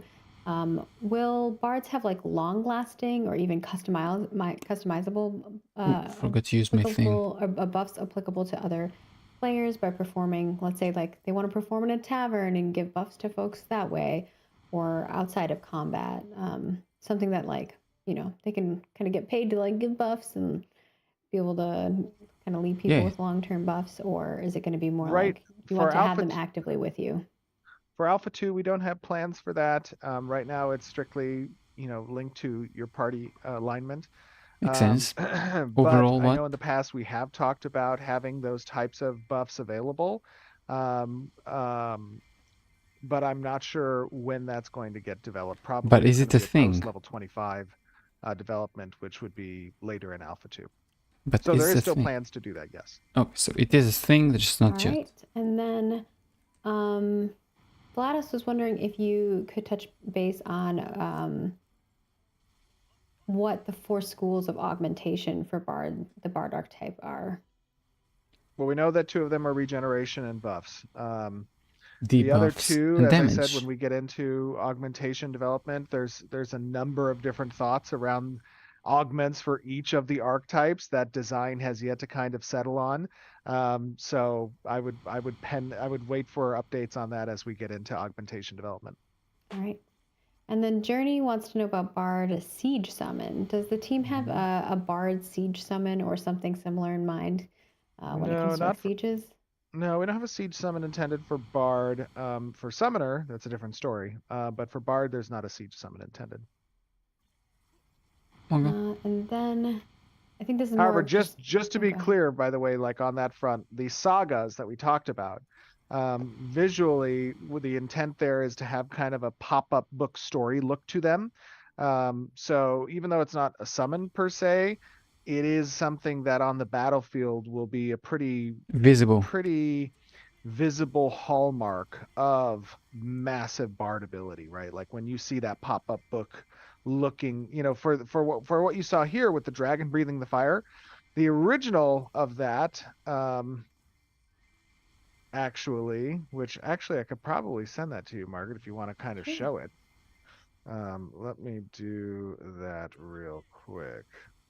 But the original for that you guys can kind of see the direction on, is to have this to tell the tale of that saga, right? That was kind of the thought process behind these sagas, is that there is some rooted story within the history of Vera that you are seeing when this ability gets cast. And for example, the Dragon Breath ability is telling the story of an ancient castle that was laid siege against by essentially by a dragon. So what was included in those visual effects was was essentially this pop-up looking book of a castle, and then the dragon is kind of breathing down fire on the castle. Now we took that out because it wasn't ready yet per se, so we just kind of kept the dragon breath in. But I will find the original one, and we can probably move to the next question while I look for it, and we'll come back to it, Margaret. But yeah, for sure. So grilled cheese mojito, which is an interesting combination. Yeah, interesting name. Wants to know about Bard line of sight. So are Bard's abilities generally affected by the Bard's line of sight to the party? It's going to answer my question from before. Difference in elevation, or can, if they're just within the vicinity, they're going to get that buff. Oh, here we go. Thank goodness Siva sent it to me. He is Johnny on the spot. Okay, so the question was, for those AoE types of effects, are they obstructed by line of sight? Yeah. and I don't believe they are, right? So Oh. this But is you not plan to a make single them. targeted ability, so it doesn't require If line you of can sight, hear I the believe. bard playing, you can. Pretty much, Gotcha. yeah. If you're like behind a wall and the bard is still within vicinity of you, you are able to get that buff. Okay. That okay. And So you then, can do that I think that 100%. these are all You can hide your body in a here. room So I and will make them move buff one you of from the other these. side of the wall. All right, Ludulu. I'm forwarding this over to you, by the way. I just sent it to you. I have not seen something come in yet. Once it does, I shall Oh. grab it. My bad. You should have it now. I do have it now. Shall grab Okay, so it. while Margaret's pulling this up, just to give you some context again, we pulled this out because there's still some work that Siva is doing, and Siva is one of our glorious visual effects artists. He did a majority, I believe, if not all, of the ability effects for the Bard. And again, these are these are not complete yet, right? Yeah, we know it's not So there's complete, still work to Steven. be Everything in done the game on is a not lot of these complete. abilities. But to give you kind of an idea of the direction of these sagas, they tell that pop-up story. And for this castle that you're going to see, this is kind of like a stub in, but we're gonna rotate some of those a little bit and kind of disjoint the parts of the castle a little bit more to again make it feel like a pop-up book story on the battlefield. Mm. Okay. I have it now up. All right. It's very 2D here. It's kind of like see- a little castle and the dragon. Yes. And right now that castle was very 2D, but we're going to be adjusting that a bit. And again, these Sorry, are that audio was this loud. is a Apologies. no worries. Yeah, you can These see are it's this is a major ability, right? So we're trying to get into that kind of class fantasy of the bard not just being delegated to musical ability, but rather to tell a story. Cool. And we'll grab one more question here. This is from Ludulu, and they want to know about castle sieges. What will happen to the siege attacker side if the castle owning guild has 250 members and one of the attacking guilds successfully casts the seal to move ownership to the castle to themselves? Hmm? That was a mouthful. What will happen to the defending guild? What will happen to the siege attacker side if the Okay. castle owning guild and one of the attacking guilds successfully cast the seal to move ownership to the castle to themselves? what? I The don't. castle event will end, and the sealing guild will now become the owners. That was an easy one. There you go. I think made that it. answered that question. I didn't We get the made it question. I don't get to the what end they're of the talking about. stream. So thank you all so much for joining us. We super appreciate you sticking around with us. I know it's a long one. We adore Yeah, all the almost raids, done. and for all the new folks who have joined us, we hope that you will come in and tune in and follow our journey. We are developing Ashes of Creation. It is a new MMORPG. We're working our butts off. And obviously, like we said before, we're headed towards Alpha 2. That's kind of our big thing, that our next big milestone for us. And with that is, we're going to be doing an Alpha 2 roadmap showcase. I guess I'm gonna stream as well that. as an AMA. And Stephen will be covering all your questions that you could possibly have about Alpha 2, hopefully answering everything. Our goal will be to kind of go over what, what's going to happen, the length of all of that stuff, the details of what you can expect at the beginning of Alpha 2, and kind of the cadence of updates that will be coming throughout the time frame of Alpha 2, as well as how to get access for those of you who don't already have access, and so on and so forth. So hopefully we'll answer all the things. Indeed. I'm just reading these comments. Somebody said, damn, Stephen on his picture for the August 16th announcement had only black hairs. Now I have gray hairs. we cleaned them in. Ah, it's so good. Of course, we are always looking for feedback. So if you have thoughts, I see a lot of comments in there regarding what you saw today. You can head on over to our forums.ashesofcreation.com and toss your feedback our way. We'll be reporting that and consolidating That's it? that for the team as well. Finito?